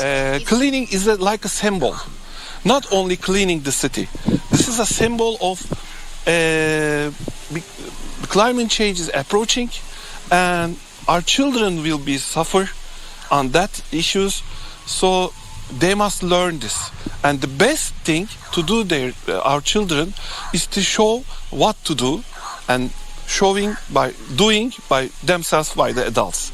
Kate Mwikali, the chairperson of the Malindi Monthly Cleanup Campaign, organized by the Progressive Welfare Association of Malindi, says the association was inspired by the need to raise awareness of nature and environmental conservation. They came to clean. It just speaks about their courage. It speaks about they have hope. It speaks about their love for humanity. It speaks about their love for life on land and life under water. For Lunchtime News, I'm Gladys Mungai. To head over to the Uhuru Gardens, live pictures there of Uhuru Gardens, where the Kenya Defence Air Force show has kicked off, and that is the President Uhuru Muigai Kenyatta has just arrived at the venue. The KDF have started this air show earlier this morning, and just now live pictures from this venue. This comes ahead of the upcoming Madaraka Day celebrations that will be happening on the 1st of June 2022, which will also be held at this newly renovated Uhuru Gardens. Live pictures there from Uhuru Gardens. As you can see, the President Uhuru Muigai Kenyatta has just arrived at the venue.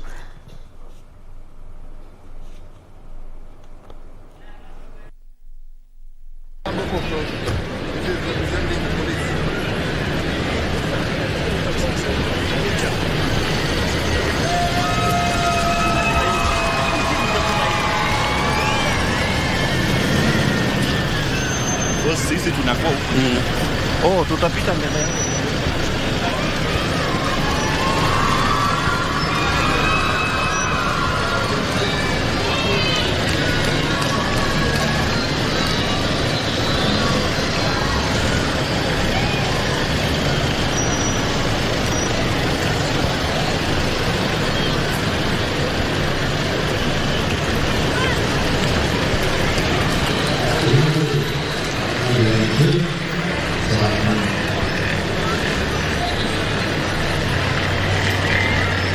That's the FTC Cessna Crafts are flying by.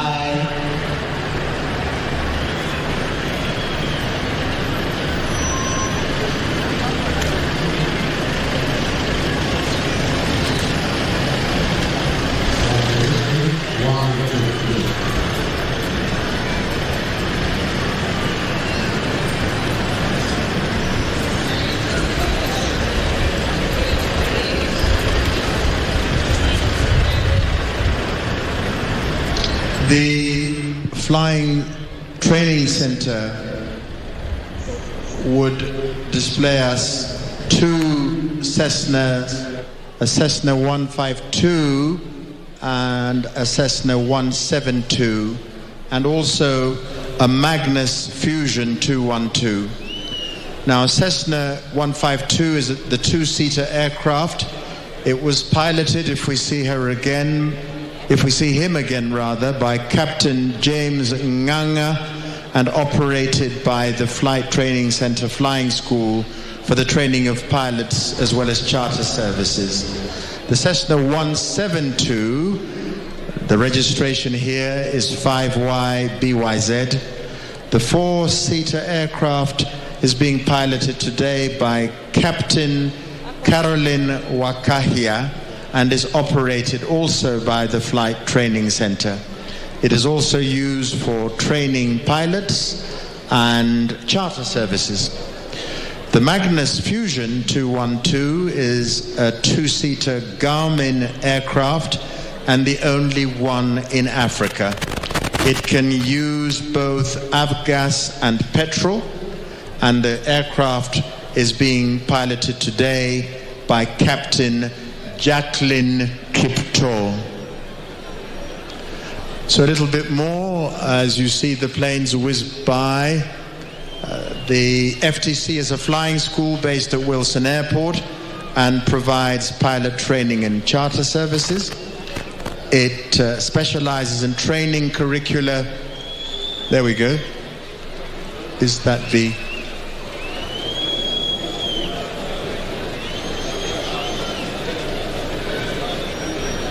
I didn't catch the registration of the Cessna. I didn't know who's... So, it provides a private pilot's license, a commercial pilot's license, an airline transport license, a foreign license conversion, night rating, multi-engine rating, instrument rating, flight instructor rating, helicopter training. And it has a very large fleet, including 2 Cessnas, 2 Seneca, 1 Baron, 1 Parter Navia, an R-44 helicopter, and 4 Cessna Caravans. Renegade.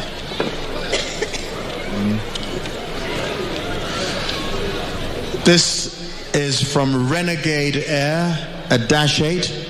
Renegade Air is a business aviation company that was incorporated in Kenya in 2012 to provide safe, dependable, and cost-effective air transport solutions to a diversity of clients. Its vision is to be Africa's most loved gold standard business aviation company. Currently, it flies to Wajir and Kisumu daily from Wilson Airport.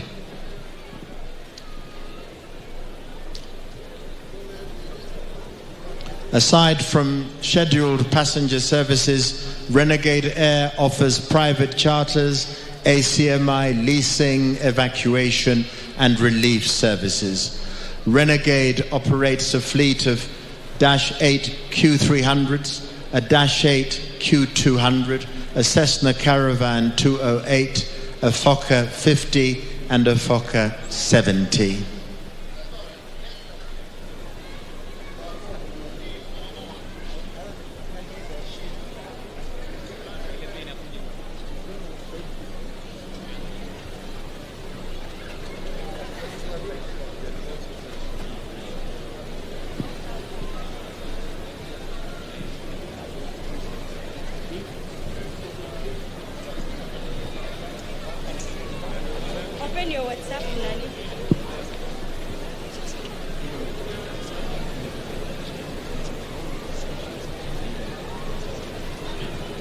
Oh, I made a mistake, and you will forgive me because I've told you I know nothing but how to commentate. So here's this is our Dash 8, and this is Renegade Air.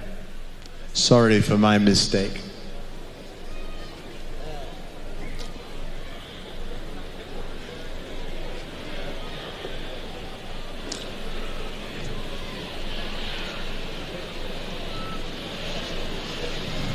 It's a big plane. Big clap for Renegade Air. A big clap for Renegade Air.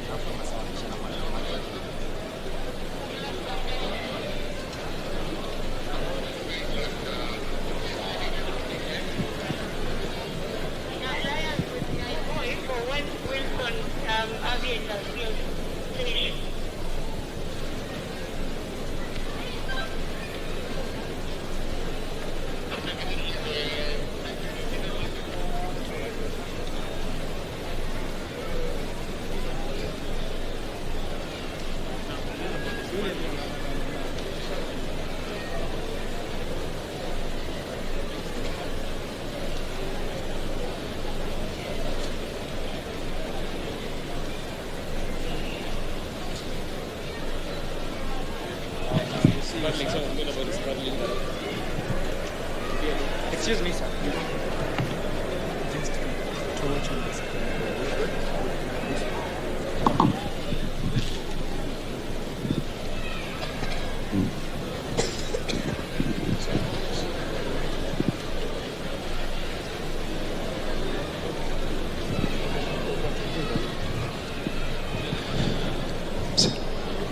Basi tukitazama kwenye runinga zetu hapa uwanjani, tuko na mtoto ambaye ameweza kupotea.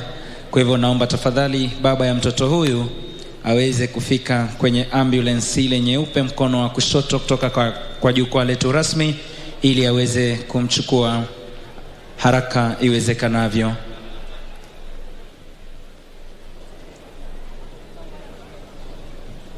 Bwana Maxwell Gashuri, tafadhali popote ulipo, utakuwa unafika mahali kwenye ambulance yetu kuweza kumchukua mtoto wako. Asanteni.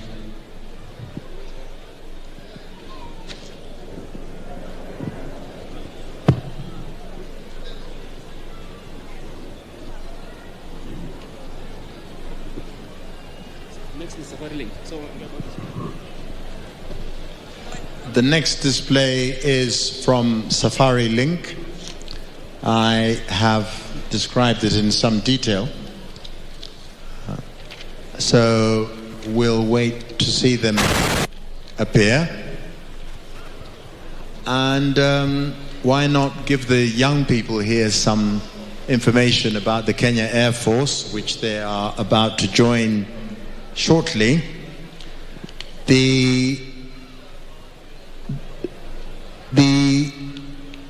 Kenya Air Force was... Oh, there's Safari Link. And I described it as the largest passenger carrier by numbers out of Wilson Airport.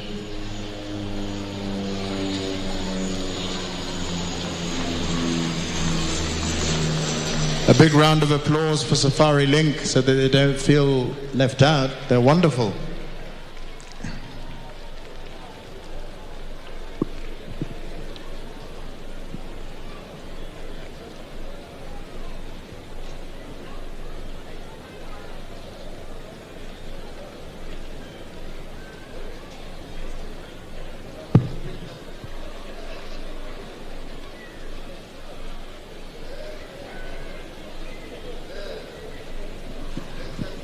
The inauguration parade of the present-day Kenya Air Force, and prepare yourself to listen carefully and clap because there's a birthday coming up soon.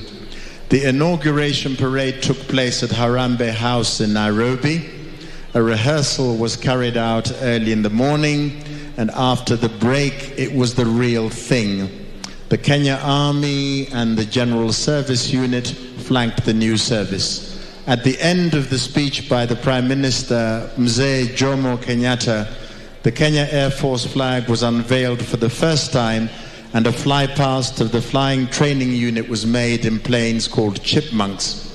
Thus, the Kenya Air Force officially came into being on the 1st of June 1964, and Group Captain Stockwell was duly appointed its first commander. So, in 4 days' time, on June the 1st, the Kenya's second Madaraka Day, the Air Force will be 58 years old. How about a clap for that?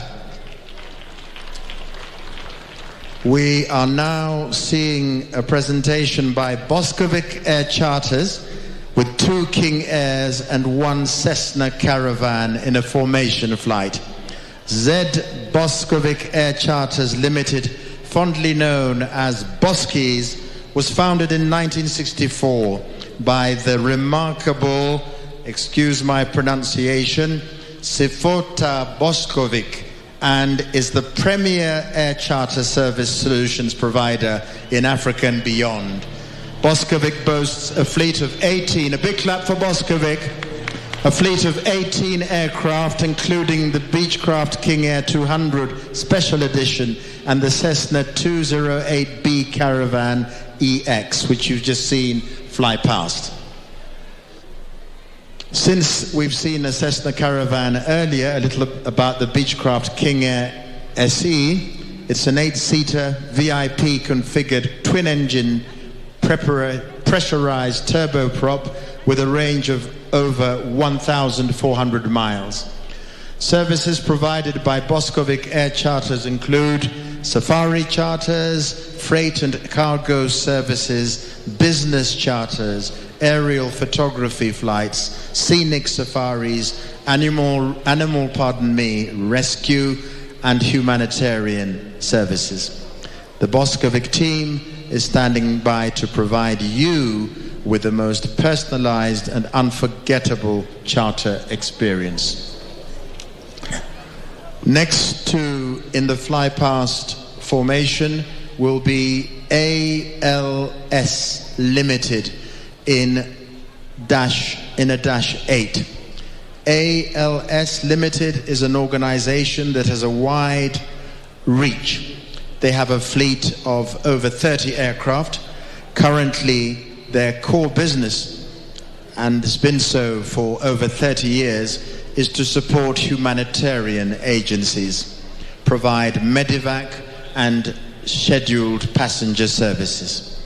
Their scheduled services are under the brand of Fly ALS, and they operate a fleet of Dash 8s, Beechcraft 1900s, and Cessna Caravans with a seating capacity between them of between 12 and 50 seats. ALS Limited flies to the Masai Mara, Diani, and Vipingo, but they're looking forward to expanding their routes and services. The aircraft you're about to see is part of the core fleet, the Fly ALS fleet, a Dash 8 100 series. The aircraft is designed and built for the general knowledge of the young by de Havilland in Canada, and has a seating capacity of 37 passengers, a cruising speed of 410 kilometers per hour, and a flight endurance of 5 hours. I think a jet aircraft takes 7 hours to cross the Atlantic, so I'm trying to work out how long this would take. It has the capability of landing on tarmac or on a short bush airstrip, making it a very versatile aircraft.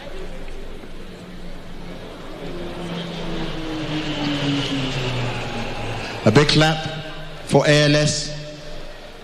Makofi. Wengine mtaacha. Kila mtu apigiwe makofi tafadhali.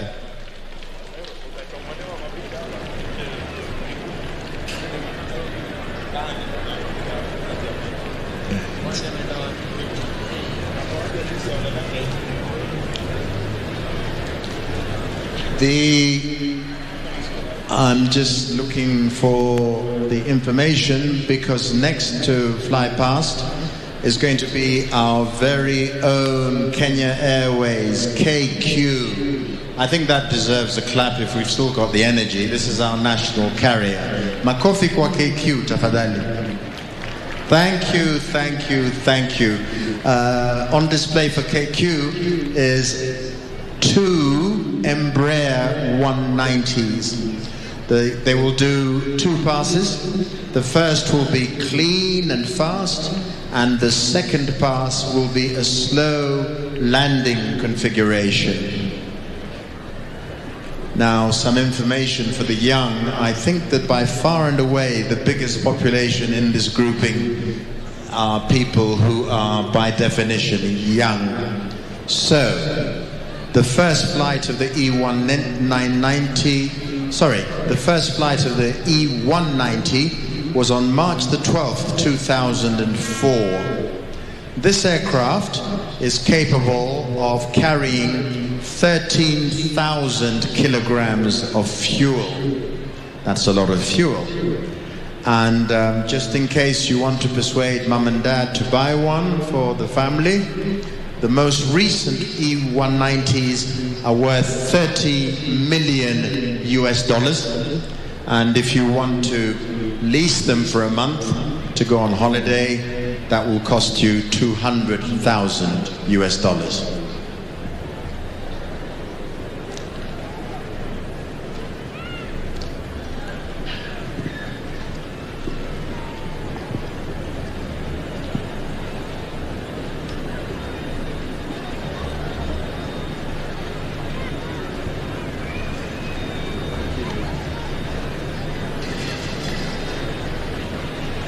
Now back to the Kenya Air Force, our hosts very much today. The Kenya Air Force was presented with its colors on Saturday the 17th of October 1970. At this ceremony, which was provided over by His Excellency President Mzee Jomo Kenyatta at the City Stadium in Nairobi, the parade commander for the colorful parade was Major Dedan Njuguna Gishuru, then 30 years old. He was later promoted to Lieutenant Colonel when he became Kenya's first indigenous Air Force commander 3 years later in August 1973, taking over from Group Captain DJ Edwards of the United Kingdom. The Air Force on that day did a colorful fly past consisting of planes called beavers, chipmunks and caribou, which formed the letter A. After the parade ceremony at the City Stadium, President Jomo Kenyatta viewed Kenya Air Force aircraft and equipment at KAF East Lee operational area before proceeding to the officers' mess for a luncheon.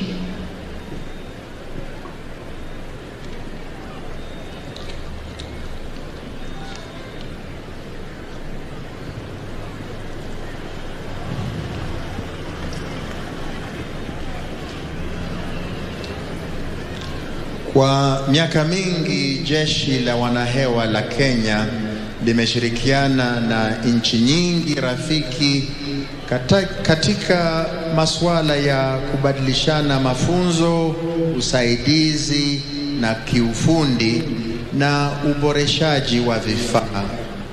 Kuanza mwaka wa 1960, jeshi la wanahewa la Kenya limekuwa likijulisha mara kwa mara katika kudumisha usalama katika anga yetu na kusaidia nchi yetu wakati wa dharura na maafa. Kwa mfano, huduma hiyo imekuwa nguzo kuu katika usaidizi msaada katika maeneo ya nchi yasiyoweza kufikiwa kutokana na mafuriko au njaa.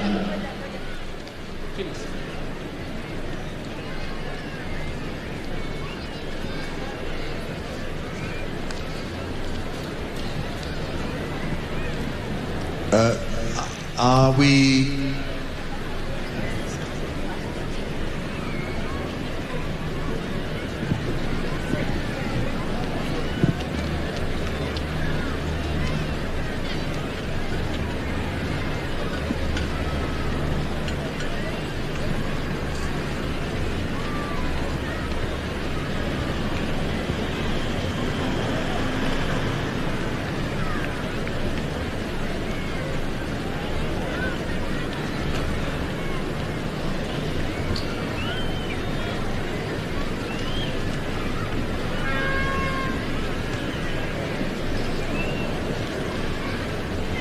In case we missed it, we have a repeat performance by the ALS aircraft.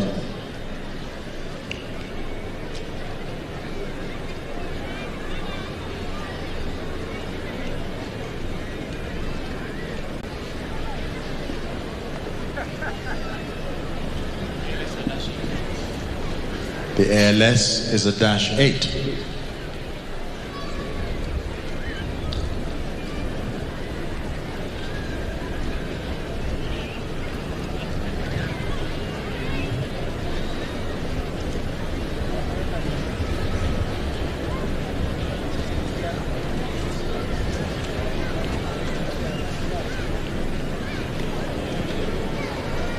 The ALS-8.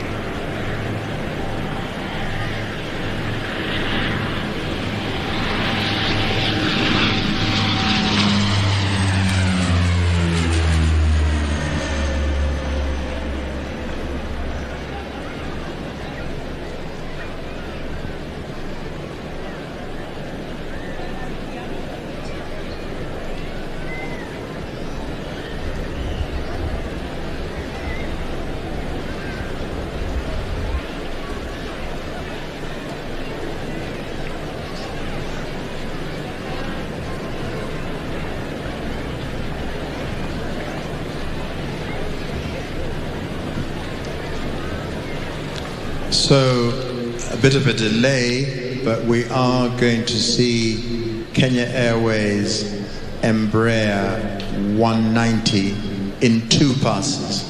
One clean and fast, and the second pass, a slow landing configuration.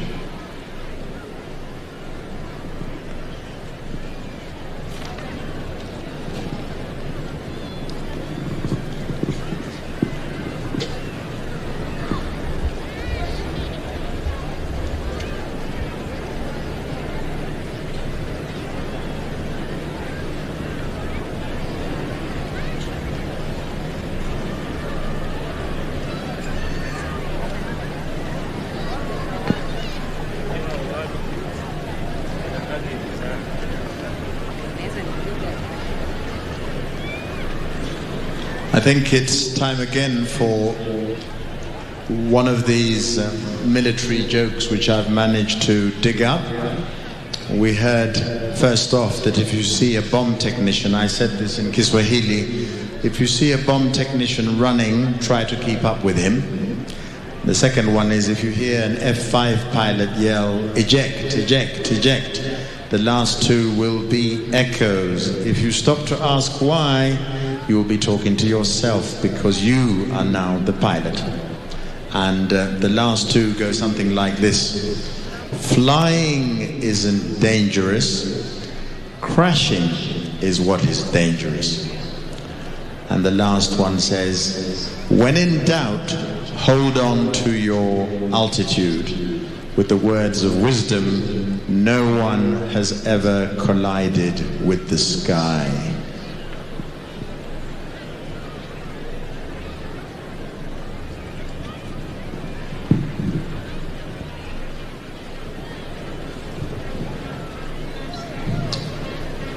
We're waiting for the KQ planes to come out of their holding base.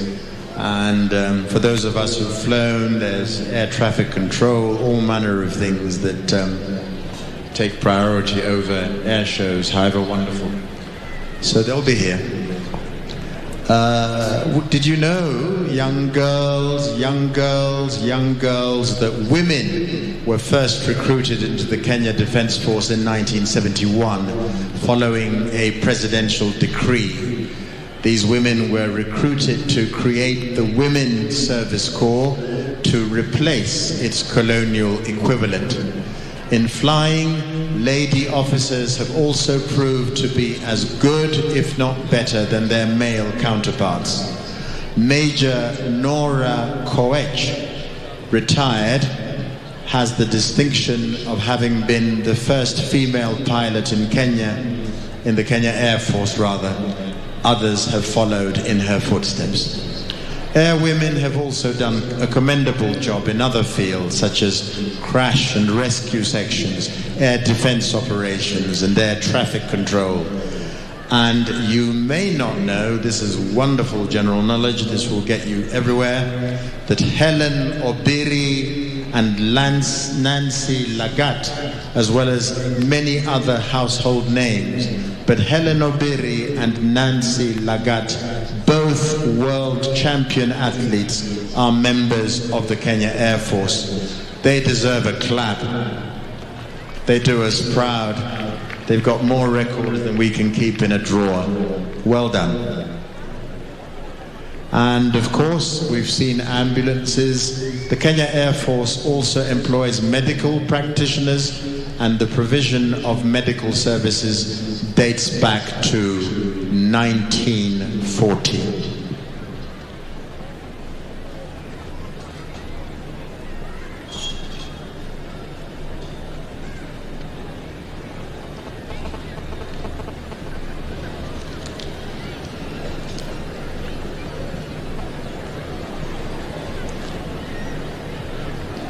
Yafaa kueleza kuwa wanawake walichaguliwa kwa mara ya kwanza katika jeshi la ulinzi la Kenya mnamo mwaka wa 1971 kufuatilia agizo la rais.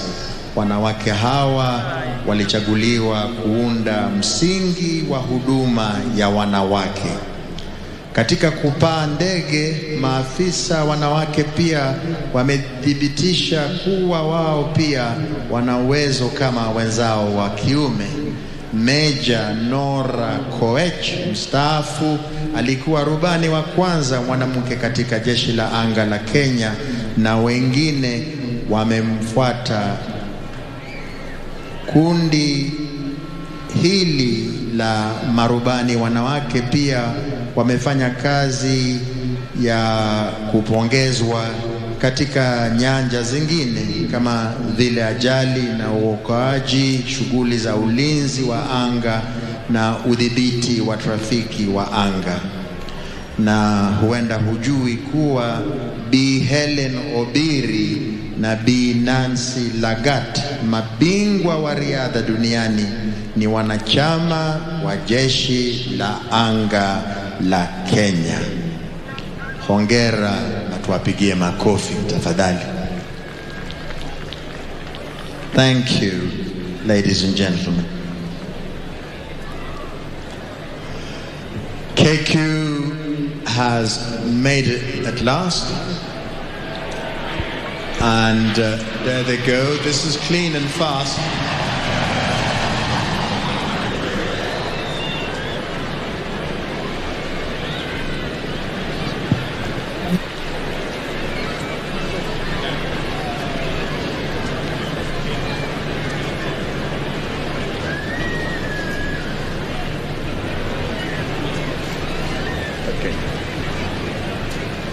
So there's only one Embraer that I've seen, so forget my notes. One Embraer, and it's coming back.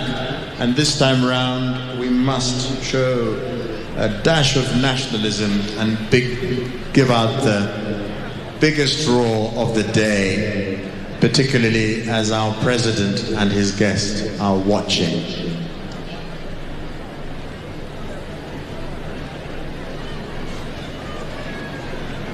Turning round and coming back at high speed now.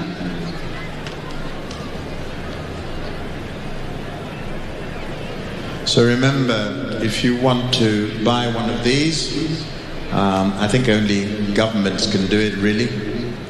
It will set you back $30 million.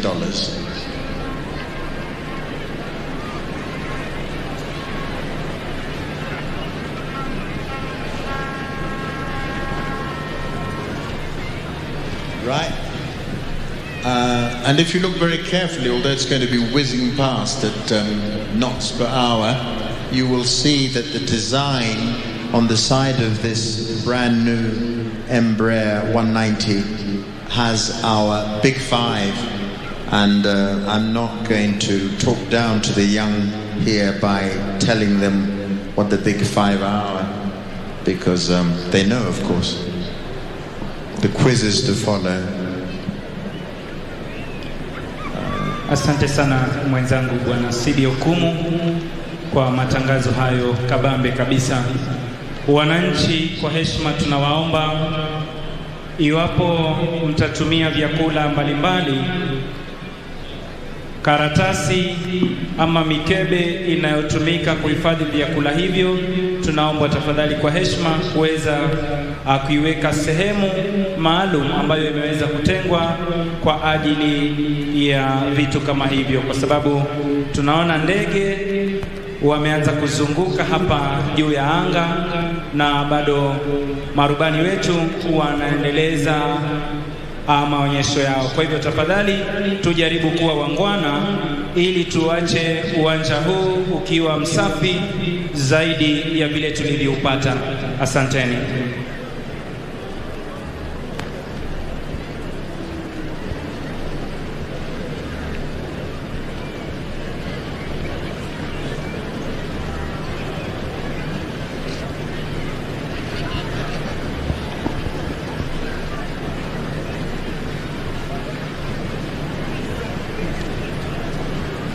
Vilevile kuna kijana ambaye ameweza kupotea kwa jina Chris. Kwa hivyo tafadhali cameraman wangu, tafadhali naomba uzoom kwenye studio zetu ili mzazi wa kijana huyu aweze kuja kumchukua, na atamchukulia sehemu ile ambayo iko na gari ile la wagonjwa, ukipenda ambulance, kama tulivyokuwa tumetangaza hapo awali. Kijana huyu kwa jina Chris ameweza kuwapoteza wazazi wake, na hivyo basi tunawaomba wazazi kwa heshima waweze kumchukua kwenye ambulance ile iliyoko mkono wa kushoto wa jukwaa letu rasmi. Asanteni. Kwako Bwana Sidi Okumu. Thank you. I'm working out what to say next. I'm brewing some wonderful bit of information about our Air Force, which will come up shortly.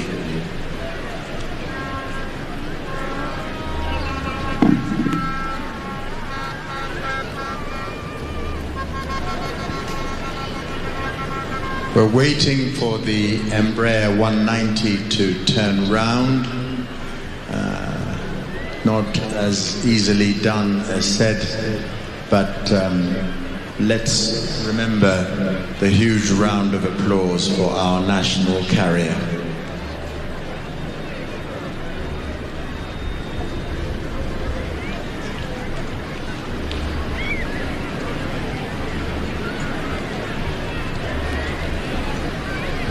Did you know that during the colonial period, the British Royal Air Force had its East African headquarters here in Nairobi? It controlled not only the territories of Kenya, Uganda, and what was then Tanganyika before the union with the island of Zanzibar. Here it comes. Here it comes. Here it comes. Here it comes. Lights on. Makofi, Makofi, Makofi. KQ Embraer 190. Doesn't it look superb in our colors? And can we see the big five? There's a lion. Yes.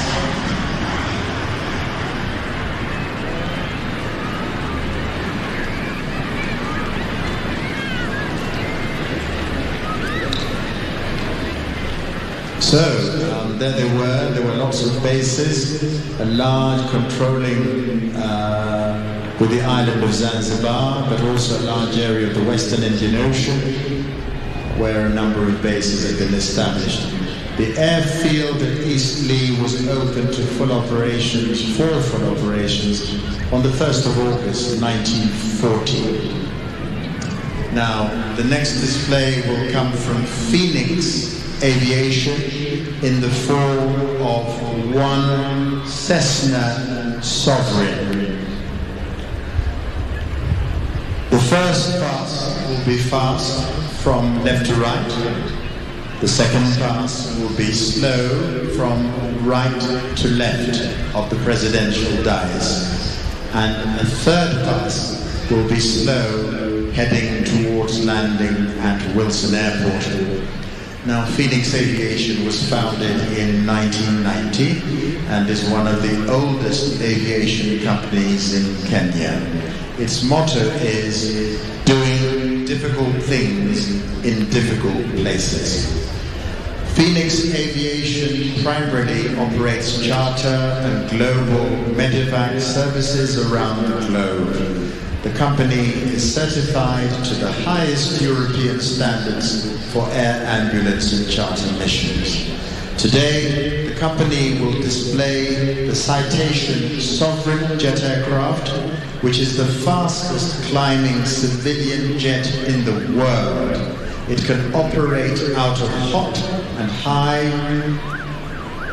places, short runways from Kenya direct to Europe. The pilots are Captain Steve Parkinson and Captain Kyle Lucas. Between them, they have 30,000 hours of flying time in the sky between them. So they must live there practically. The aircraft will approach from the city and fly past in a right bank at 110 knots with flaps down, then carrying out and climbing left turn and come back with full flaps and gear down, making a right bank and cleaning up the gear and flaps to make an approach and go round for a high-speed run downwind, I'm told, for a landing. Phoenix Aviation in the Cessna Sovereign. Here it is, rounding. It's gone behind us and is going to emerge from our right. And let's retain our courtesies and give the pilots, a very big round of applause when we see them. Phoenix Aviation.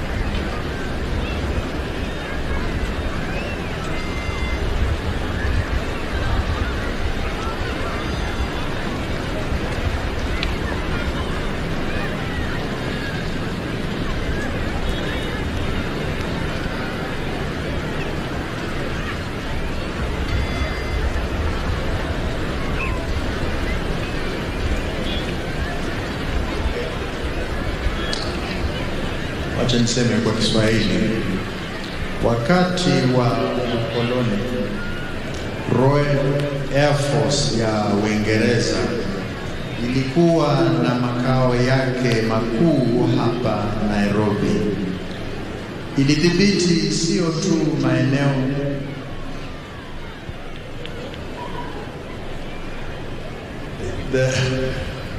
here we are with the Phoenix Aviation Cessna Sovereign. Wow, looks good.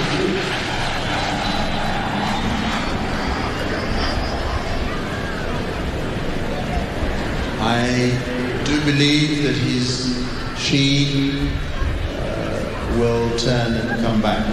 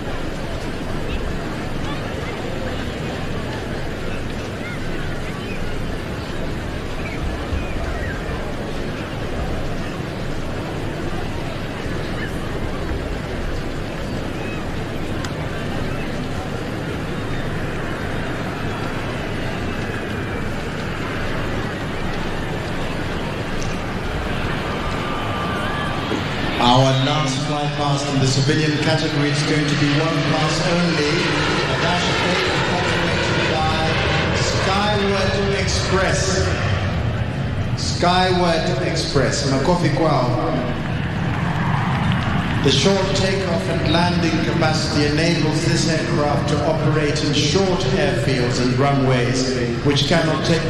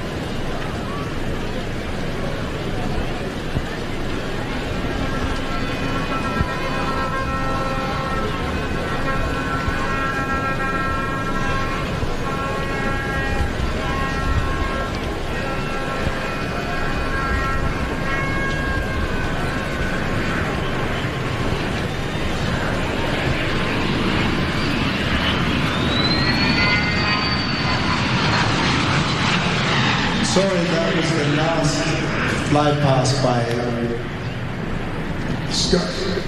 by Phoenix Aviation.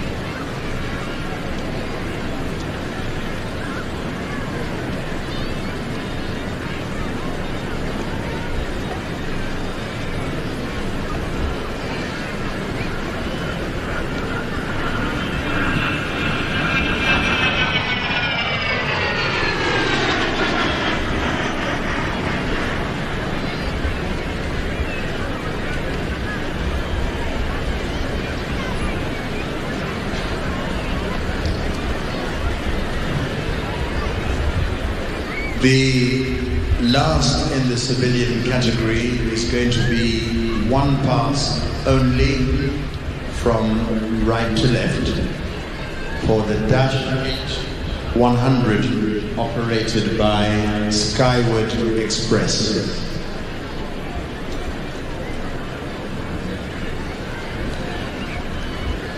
The short takeoff and landing capacity enables this aircraft to operate in short airfields and runways, which cannot take jet aircraft.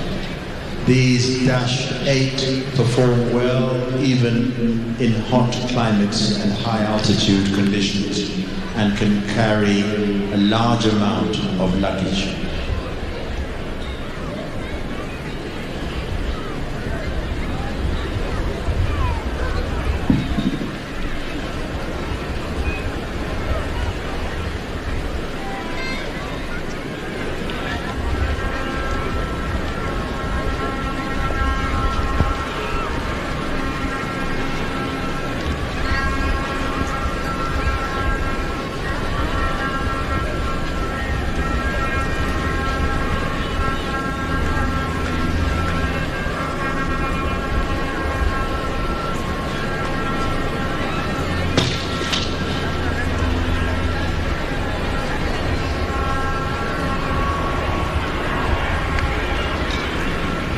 The Skyward Express is coming to land.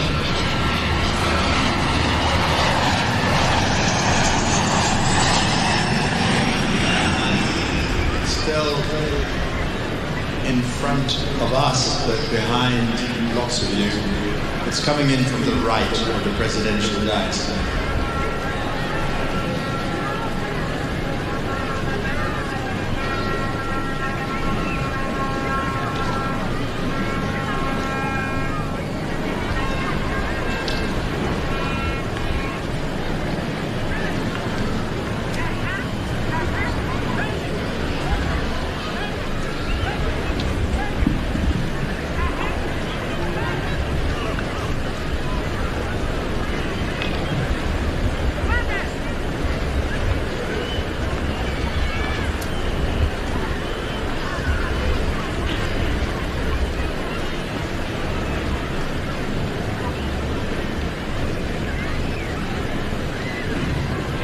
Eyes to the sky.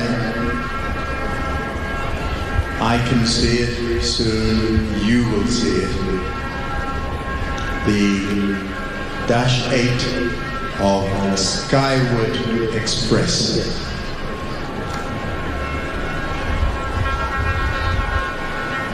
Now the thing to do is to note its colors.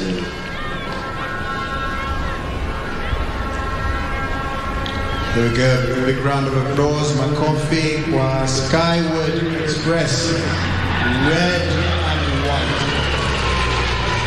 Red, maybe, have to look at my colors.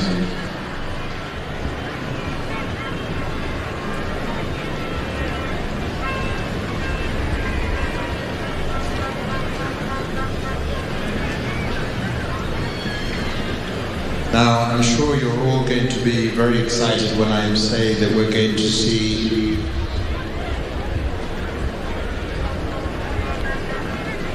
one more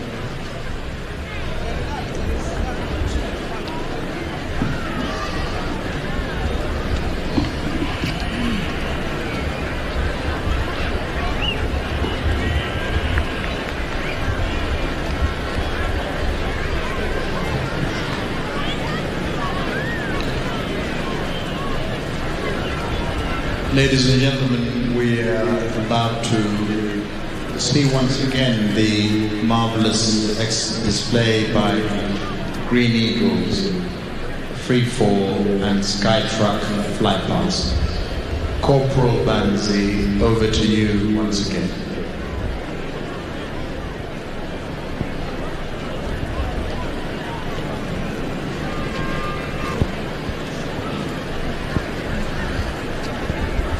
Asante sana mwenzangu Bwana Sidi Okumu.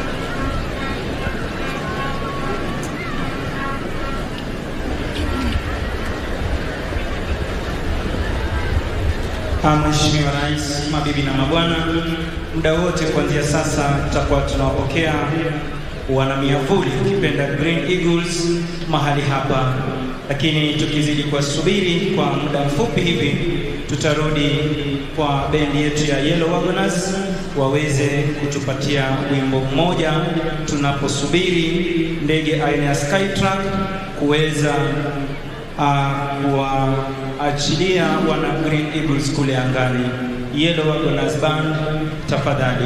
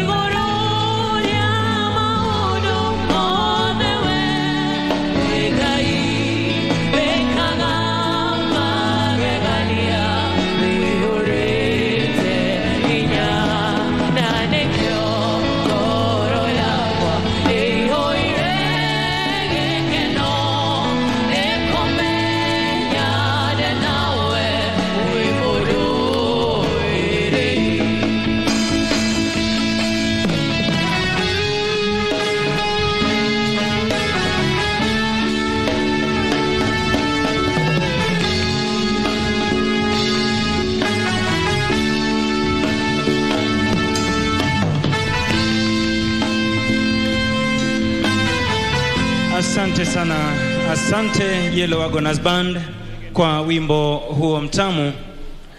Basi muda wote kuanzia sasa tutakuwa tunapokea wana Green Eagles, hiki ikiwa ni kikosi maalum cha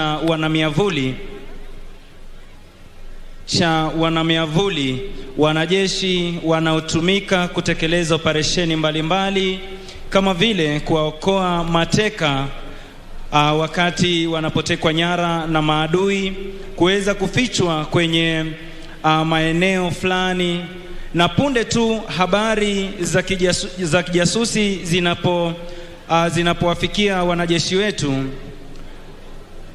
wanajeshi wetu huchukua hatua haraka iwezekanavyo kuhakikisha kwamba mwananchi huyu aliyetekwa nyara hapati madhara ama kudhulumiwa na maadui hawa kwa njia yoyote. Kama tunavyojua kwamba hakuna mkataba ama makubaliano yoyote baina ya nchi huru na makundi ya kigaidi, hapa wanajeshi huingilia kati mambo kama haya, mamikasa kama hii, kuhakikisha kwamba wananchi wanaotekwa nyara wanaokolewa kwa muda mfupi iwezekanavyo. Angani hivi sasa ni wana Green Eagles ambao tayari wameweza kutoka kwenye ndege ile aina ya Skytruck, na hivi sasa wanasoma eneo lao la operesheni, ambapo si mahali pengine ila hapa uwanja huu wa bustani la Uhuru. Mheshimiwa Rais, hivi sasa angani ni kuna bendera 8 ambazo zinapeperushwa na wana Green Eagles. Ya kwanza ikiwa ni bendera ya Jamhuri yetu ya Kenya, ya pili bendera ya majeshi yetu ya ulinzi, ya tatu bendera ya jeshi letu la nchi kavu, ya 4 bendera ya jeshi letu la wanahewa, ya 5 ikiwa ni bendera ya jeshi letu la wanamaji, na bendera 3 zikiwa ni bendera zilizo fahari ya kikosi hiki cha wana Green Eagles. Basi hivi sasa tayari Jump Master ameweza kuwatangulia wenzake akipeperusha bendera yetu ya Jamhuri ya Kenya, akiteremka mahali hapa kwa utaratibu. Mkono wangu ama mkono wa kulia kutoka kwa jukwaa letu rasmi, Mheshimiwa Rais, kumeweza kupulizwa moshi wa kijani kibichi ili kuwawezesha wana Green Eagles kusoma upepo kadri unavyovuma. Basi wanakuja vizuri kabisa, ikiwa mara kwa mara operesheni hii hutekelezwa usiku wa manane ili kuweza kumnyemelea adui ambaye mara nyingi huwa amelala, na hivyo basi kuweza kukabiliana na maadui ili kumnasua ama kumkomboa mwananchi huyu ambaye huwa ametekwa nyara asiweze kudhuriwa na maadui hawa. Anakuja vizuri kabisa akitumia tajriba alionayo, ujuzi wa hali ya juu, akipeperusha bendera yetu ya taifa. Ni Jump Master Warrant Officer 2 Joseph Munai. Anakuja kwa maridadi kabisa, akikunja miguu yake hapa, akiangalia sehemu atakayotua. Anakuja kwa utaratibu kabisa mahali hapa. Tumpe makofi Jump Master. Ameweza kutua vizuri kabisa mahali hapa, ikiwa hili ndio eneo lao la operesheni, ambapo kama ilivyo desturi wanapokuwa vitani, hapa ndipo atakaposhika doria kuweza kumkomboa mateka ambaye kwa hivi sasa huwa ako kwenye mikono ya magaidi hawa. Ameweza kutua vizuri kabisa. Wa pili hapa akiteremka kwa maridadi kabisa, akipeperusha bendera ya majeshi yetu ya ulinzi ya Kenya kwa umaridadi mkubwa, utaratibu, anaangalia atatua wapi. Anakuja kwa maridadi kabisa, akiangalia atatua wapi, anatafuta desired impact point. Anashuka kwa maridadi kabisa hapa uwanjani. Tumpe makofi akipeperusha bendera ya majeshi yetu ya ulinzi ya Kenya, Senior Sergeant John Njoroge. Watatu anayepeperusha bendera ya jeshi letu la nchi kavu ni Sergeant John Kide ambaye anateremka mahali hapa kwa umaridadi kabisa. Tumpe makofi anapotua mahali hapa. Wanne anayetua mahali hapa anaipeperusha bendera ya jeshi letu ama majeshi yetu ya wanahewa, akitua mahali hapa kwa umaridadi kabisa, akitumia ujuzi alionao kwa umaridadi mkubwa. Tumpe makofi tafadhali. Watano anaipeperusha bendera ya jeshi letu la wanamaji ambaye si mwingine bali ni Senior Sergeant Gerald Kinywa. Vile wa sita akiwa ni Koplo Boniface Obili, wa saba akiwa ni Sergeant Steven Irungu, na wa nane ambaye hivi sasa anateremka mahali hapa akitua maridadi kabisa mahali hapa si mwingine bali ni Senior Sergeant Joseph Okeyo. Tuongeze makofi wananchi tafadhali. Mheshimiwa Rais, operesheni hii haizoeleki na mara nyingi wana Green Eagles husema kwamba every jump is a new jump. Kwa hivyo wakati kila siku wanaporuka huwa wanaruka kwa makini, uangalifu na tajriba walionayo wakati wanapotekeleza operesheni zao. Vilevile lazima waweze kuhakikisha kwamba usalama wa wanajeshi hawa wanaoruka mahali hapa umeweza kuzingatiwa, na hivyo basi huhakikisha kwamba kwenye ardhi mahali wanapotua, drop zone safety officer anahakikisha kwamba usalama wao umeweza kuzingatiwa.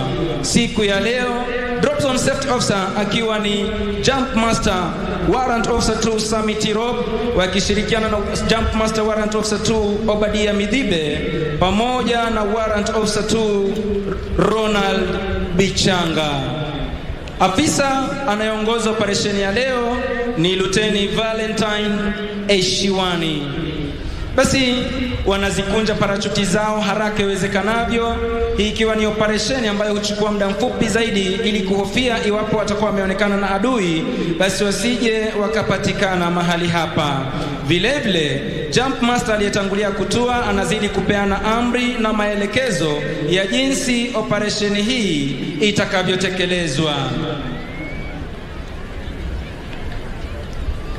Ni sharti wanajeshi hao kuweza kujikunjia wenyewe parachuti hizi ili is the group leader.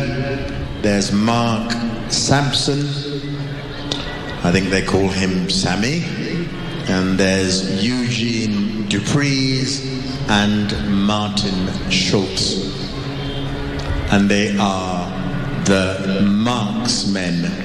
So I've only just worked out that if Mark is the leader, the reason that they're called the marksmen, when I first saw that I thought, oh gosh, they're going to be pulling out things and aiming at targets and shooting things. But no, they are marksmen. So I wonder which time. They're full of surprises. I wonder what kind of entry they're going to make this time.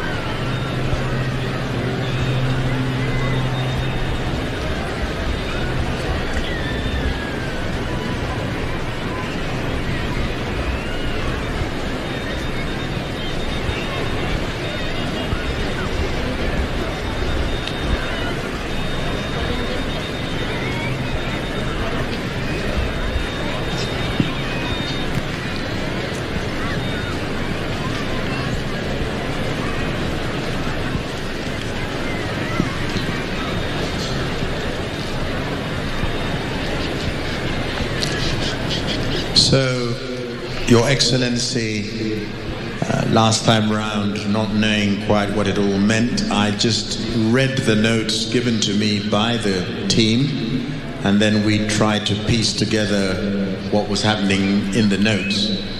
It started off by saying that the foreship is going to re-enter for a loop in T formation, followed by a second loop in diamond formation. At the top of the second loop, the formation is going to bend 90 degrees to the left to finish parallel to the display line. Next,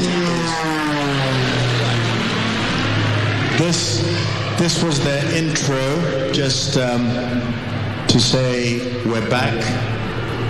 They came in from behind the presidential dais.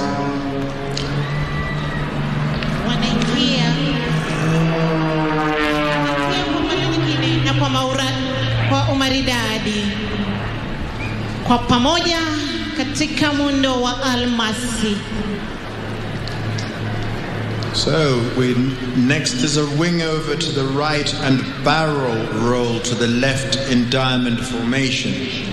After the barrel, the team turns right to return to the center of the air display area, and during the turn, the four aircraft change into line astern formation. The team will pull up, and at about 50 degrees pitch, each aircraft separately in turn will break right with a 3/4 roll. The smoke draws a pattern in the sky as the aircraft separate. At the bottom of the rolling break, the four aircraft rejoin into diamond formation and turn back for a loop, followed by a low, steep turn to the left, after which the team position head-on, and this is one of the really good bits, Mr. President, to perform the switchblade. So let's go for that. You'll recognize it when you see it, the switchblade.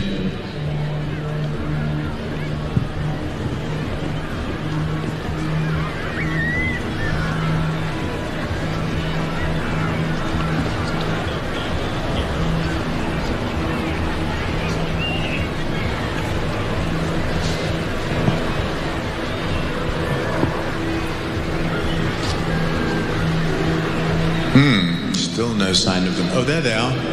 High up in the air. Straight above you, Your Excellency.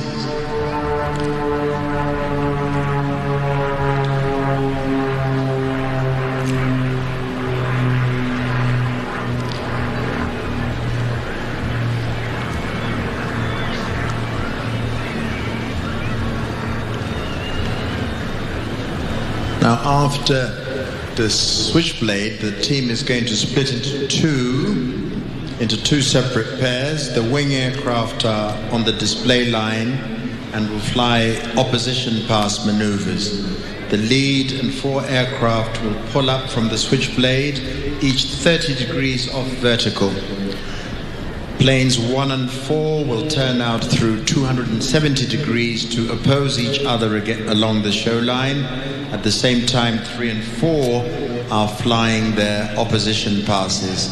1 and 4 will pull vertical just before they cross and roll 90 degrees on the vertical line. That's also a really good bit. Both aircraft push to level before turning right and join up to prepare for the heart. Another good bit, they're going to draw a big, big heart in the sky. 1 draw a heart in the sky with smoke, and 2 draws a line through the heart before flying some solo aerobatics. Meanwhile, lead 2 and 3 position crowd left for their signature. Maridadi kabisa. Tafadhali kwa heshima tuwapigie marubani makofi. Wanavyofanya si kawaida, lakini wana ujuzi wa hali ya juu. At the end of the Kirk Sister Pass, the team rejoin in diamond formation, then turn back for the bombast.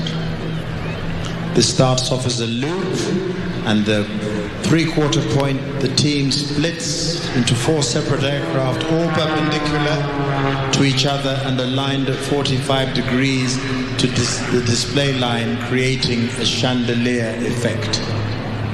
No. Yes, but we still have to see a heart drawn in the sky. Kwa pamoja, moja kulia. There is the heart being drawn. There's the heart, big heart being drawn in the sky. Look at that. Upendo, alama ya upendo. Kwa sababu ya upendo tuwape marubani makofi. Wamenukuu alama ya upendo. Big round of applause for them, ladies and gentlemen, boys and girls.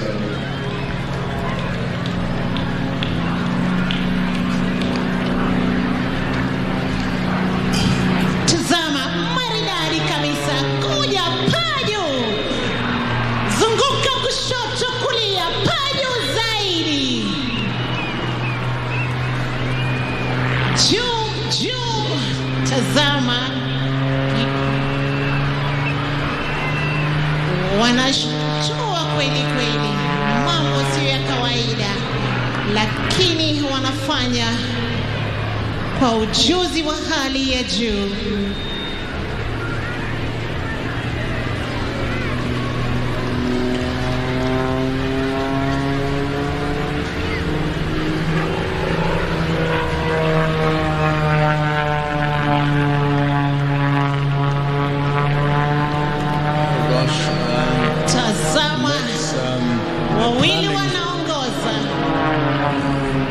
Mr. Sibi, you say that's a loop?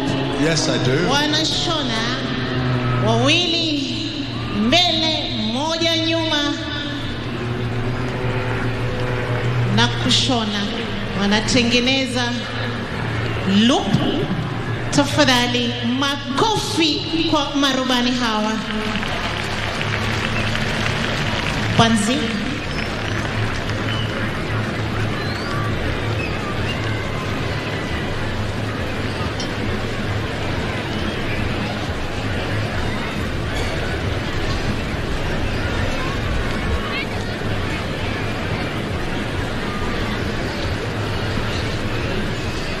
Towards the end, all the aircraft separately and in sequence from opposite directions will pass in front of us to say goodbye.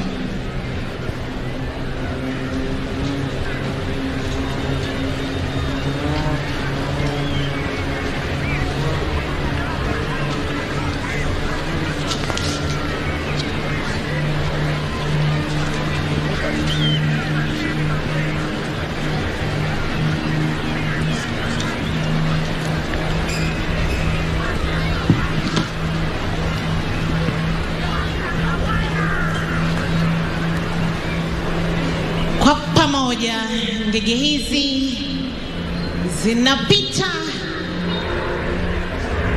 walivyoanza na hivi sasa kwa pamoja wanamalizia.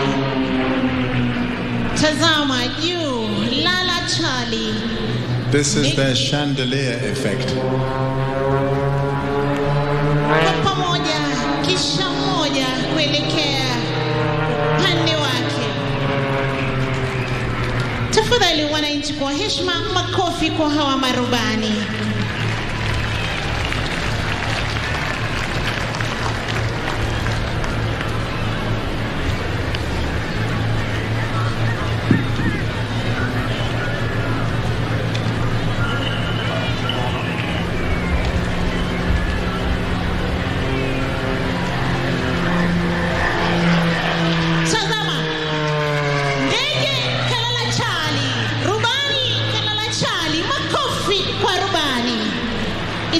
Inverted flight. Inverted, flying upside down.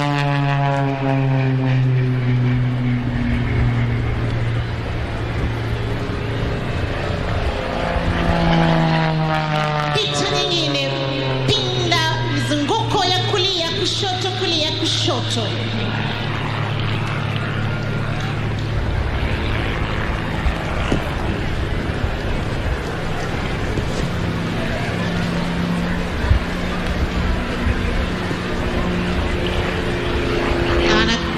Tazama, pinda na kuweka pose, kushoto, kulia, kushoto, kulia.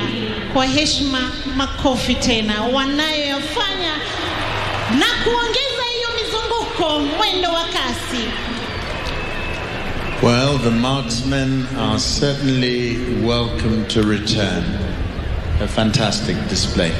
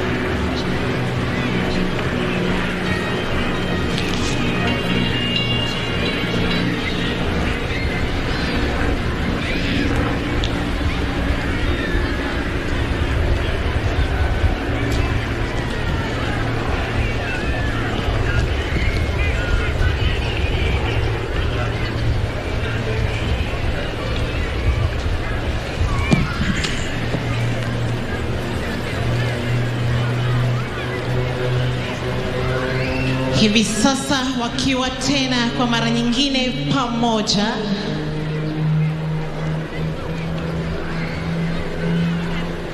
ndege hizi zinaingia kwa umaridadi kwa pamoja.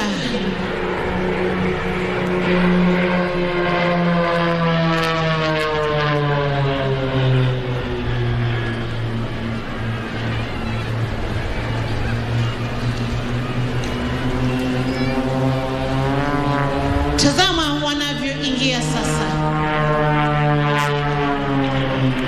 Kupaa juu, kushuka kwa pamoja, na kumbuka kwamba wakati ndege ile inapinda kulia ama kushoto, pia rubani huwa yuko vile vile.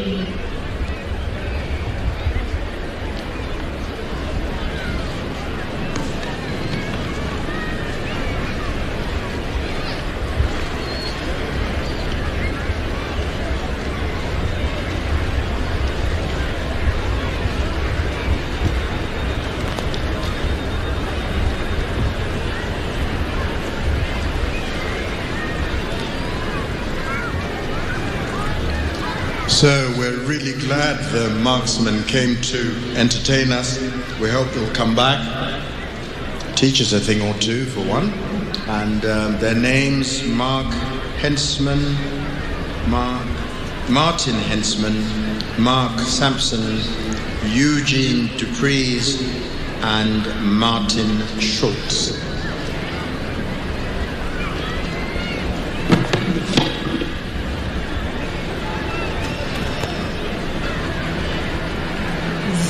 Zinakuja ndege hizi kwa pamoja. Nakumbuka tunasema that they are full of surprises when it comes to maneuvers.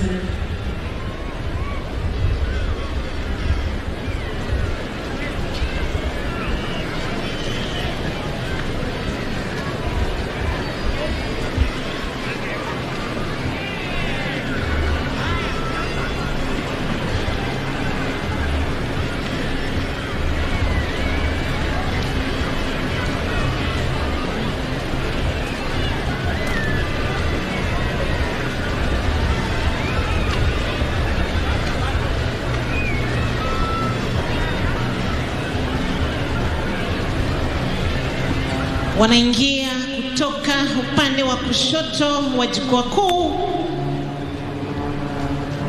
moja baada ya nyingine.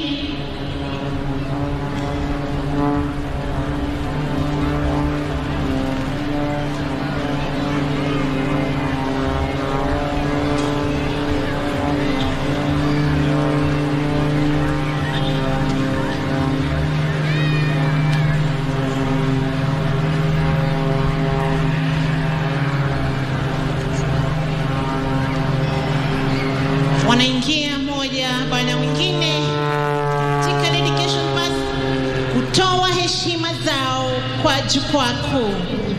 And as they come in for their final salute, Your Excellency, a crib from social media on the homepage of their website says, the marksman aerobatic team.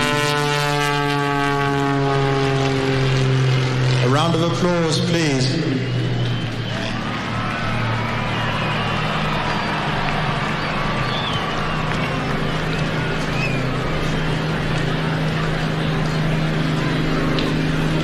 Going back to social media, the Marksman Aerobatic Team is a civilian formation aerobatic display team based in South Africa.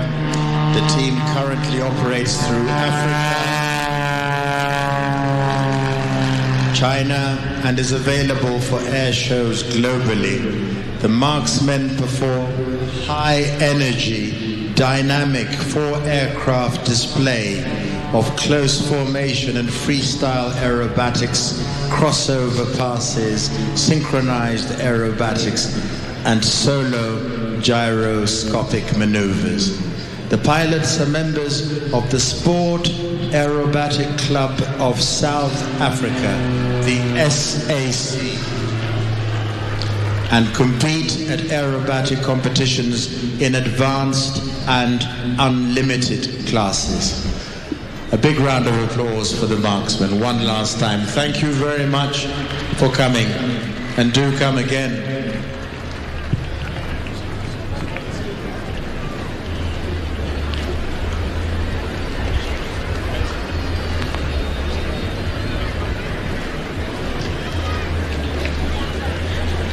Mgeni wetu rasmi, kwa heshima na kwa ruhusa yako, nikubalie kutoa maelezo ya onyesho litakalofuata.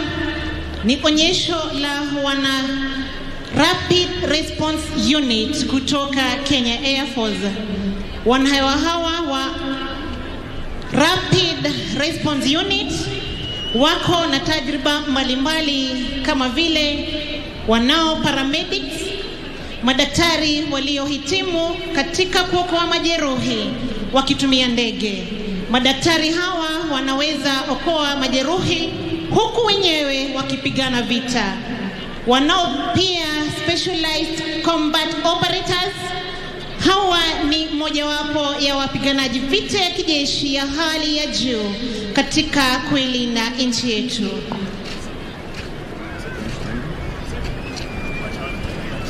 Wako na rescuers. Hawa ni wanahewa walio na ujuzi katika kuokoa majeruhi wakivita katika nchi kavu au ndani ya maji. Vile vile husaidia wananchi wanapokumbwa na athari za mafuriko. Wanahewa hawa waliweza kushiriki katika kuokoa waathiriwa mafuriko maeneo kama vile Kilifi, West Pokot, na hivi majuzi waliweza kushiriki katika uokoaji kwa waathiriwa kule mto Enziu, Kitui County. Hamna mahali pa ndege hii aina helikopta aina ya Puma kutua, lakini ndege hii aina ya Puma iko na uwezo wa kuelea hewani na kwa muda ili kuweza kufanikisha hatua ya uokoaji.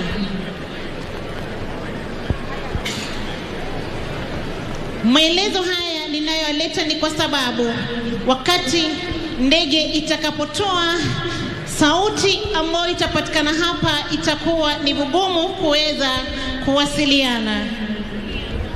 Wana RRU ambao pia ni paramedics watashuka kutoka kwa ndege wakitumia kamba specially rappelling. Watakapofika chini au kutua, Madaktari hawa watahakikisha kwamba aliyejeruhiwa zaidi amefika ndani ya ndege.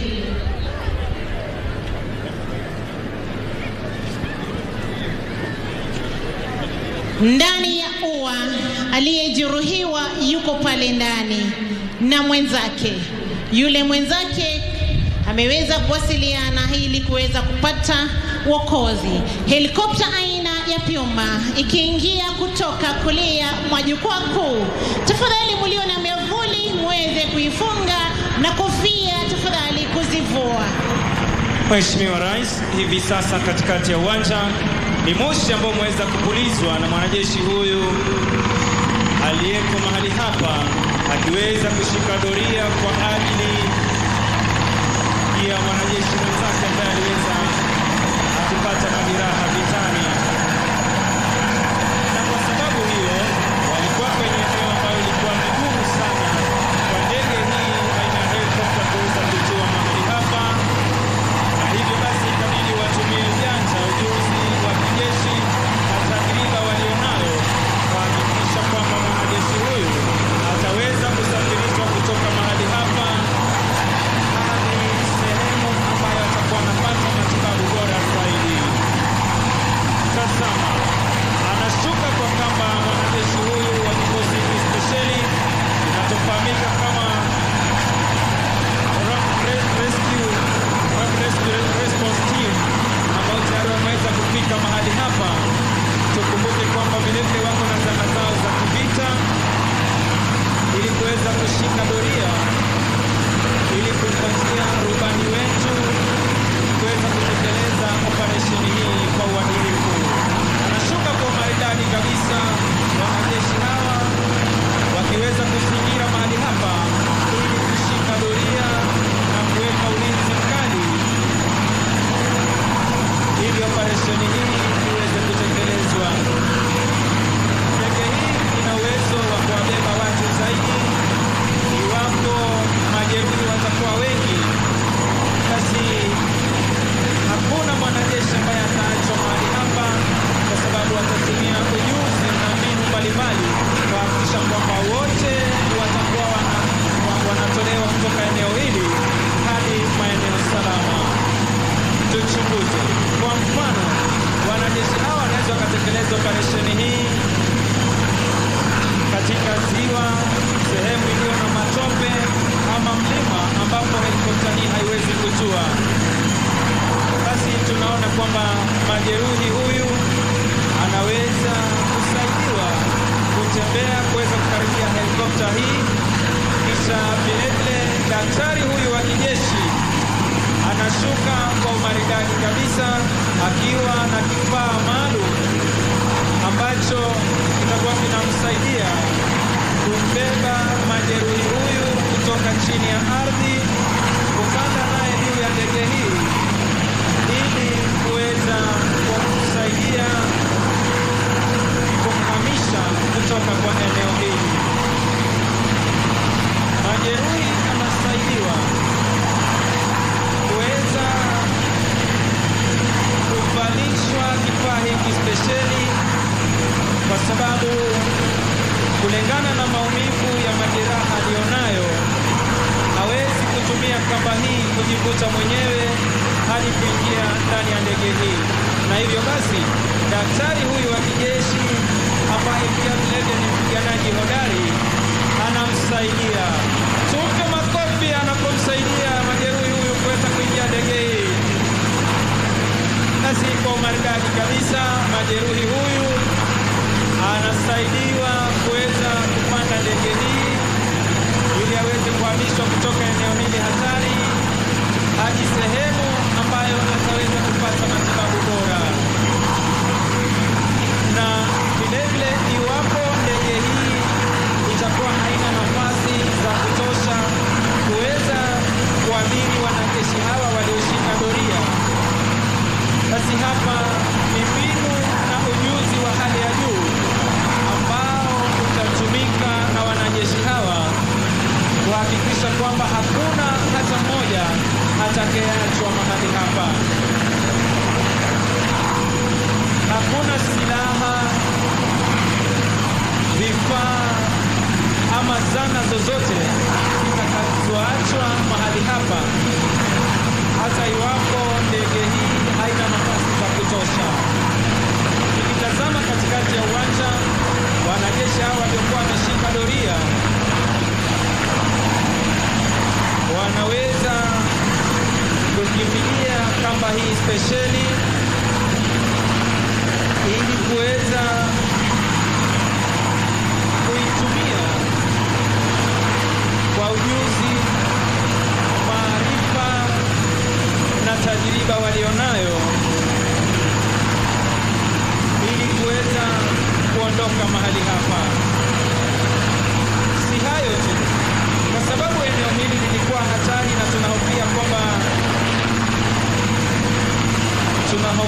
kwamba maadui wanaweza kuwa mahali hapa, basi wanajeshi hawa wataendelea kushika doria wakiendelea kupaa juu angani ili kuhakikisha kwamba ndege hii aina ya helikopta haitaweza kushambuliwa kamwe na maadui ambao pengine wako katika eneo hili.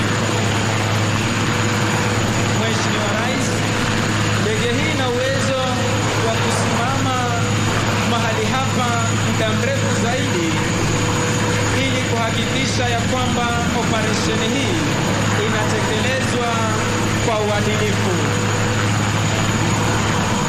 Hivi sasa ndani ya ndege majeruhi anaendelea kupokea huduma ya kwanza, vilevile wanajeshi hao wakiendelea kushika doria, lakini kwa sababu nafasi hazingewatoshea wote kuweza kuingia ndani ya ndege ile, hapa wanatumia kamba hii kuweza kupaa nayo ili kuhama ama kuondoka eneo hili. Wawili wakishika doria, tuwape makofi wanapoondoka mahali hapa kwa umaridadi kabisa,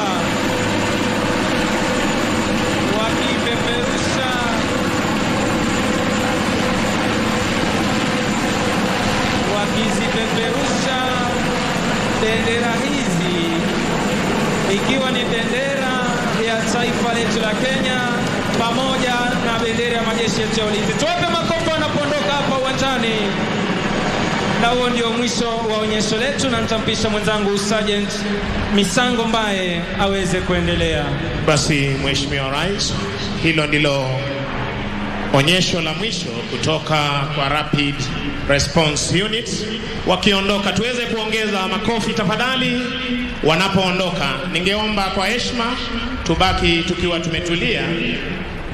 Ningeomba kwa heshima tubaki tukiwa tumetulia wakati mgeni wetu rasmi Rais wa Jamhuri ya Kenya anapoondoka akisindikizwa na mkuu wa majeshi ya ulinzi ya Kenya pamoja na service commanders. Ningependa kuwashukuru waliofanikisha makala haya, kamati andalizi ya sherehe ya siku ya leo kiongozwa na mkuu wa majeshi ya ulinzi ya Kenya Jenerali Robert Kibochi, service commanders, mkuu wa jeshi letu la wanaanga, base commander Laikipia Air Base Brigadier Ben Waliaula, Major Rasmus Otwane ambaye aliweza kupeana ushauri mahali hapa, Warden 2 Edward Mburu, Ranger Eric Mwandawiro, wenzangu Meja Hinga, Senior Sergeant Ann Kiarie, Koplo Jabiri Banzi. Jina langu ni Misango Mbaye, nikiweza kuwarejesha moja kwa moja hadi kwa bendi yetu ya Yellow Wagoners waweze kuendelea kututumbuiza, na inshallah tutakuwa tena na tamasha kama hizi tarehe mosi mwezi wa Juni katika uga huu. Tuendelee kupata burudani kutoka kwa bendi zetu za Yellow Wagoners, na ninaomba wananchi tutulie hadi mgeni wetu rasmi anapoondoka. Thank you.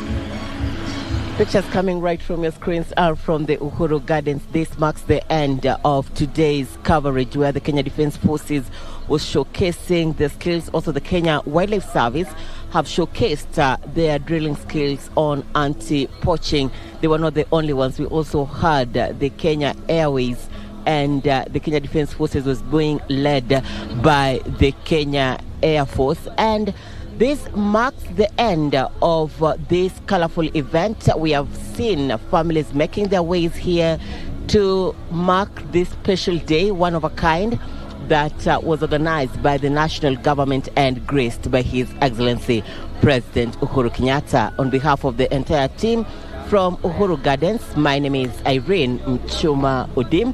Thank you for keeping it KBC Channel 1. Enjoy the rest of your viewing.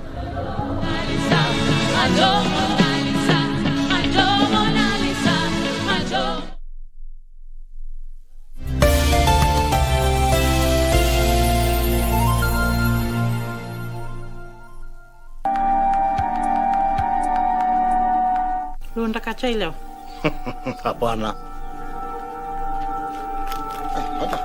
You look nice and beautiful. Uko na mtu? What's your name? Anaitwa Esther. Na ni marriage counselor. Hiyo tu tibu mtajiri. Baba yangu. Well, too many unwanted visitors, you know. Visitors are blessings, especially in Africa. Well, see you what? Who was it? It was just a lost guest. Kwani kuzaa mtoto wa kiume ni makosa? Huyo mtoto ni wangu. Kuja hapa kwangu saa hii. Na kama Jeni uko hapo, mwambie huko asikanyage. I'm sorry about everything.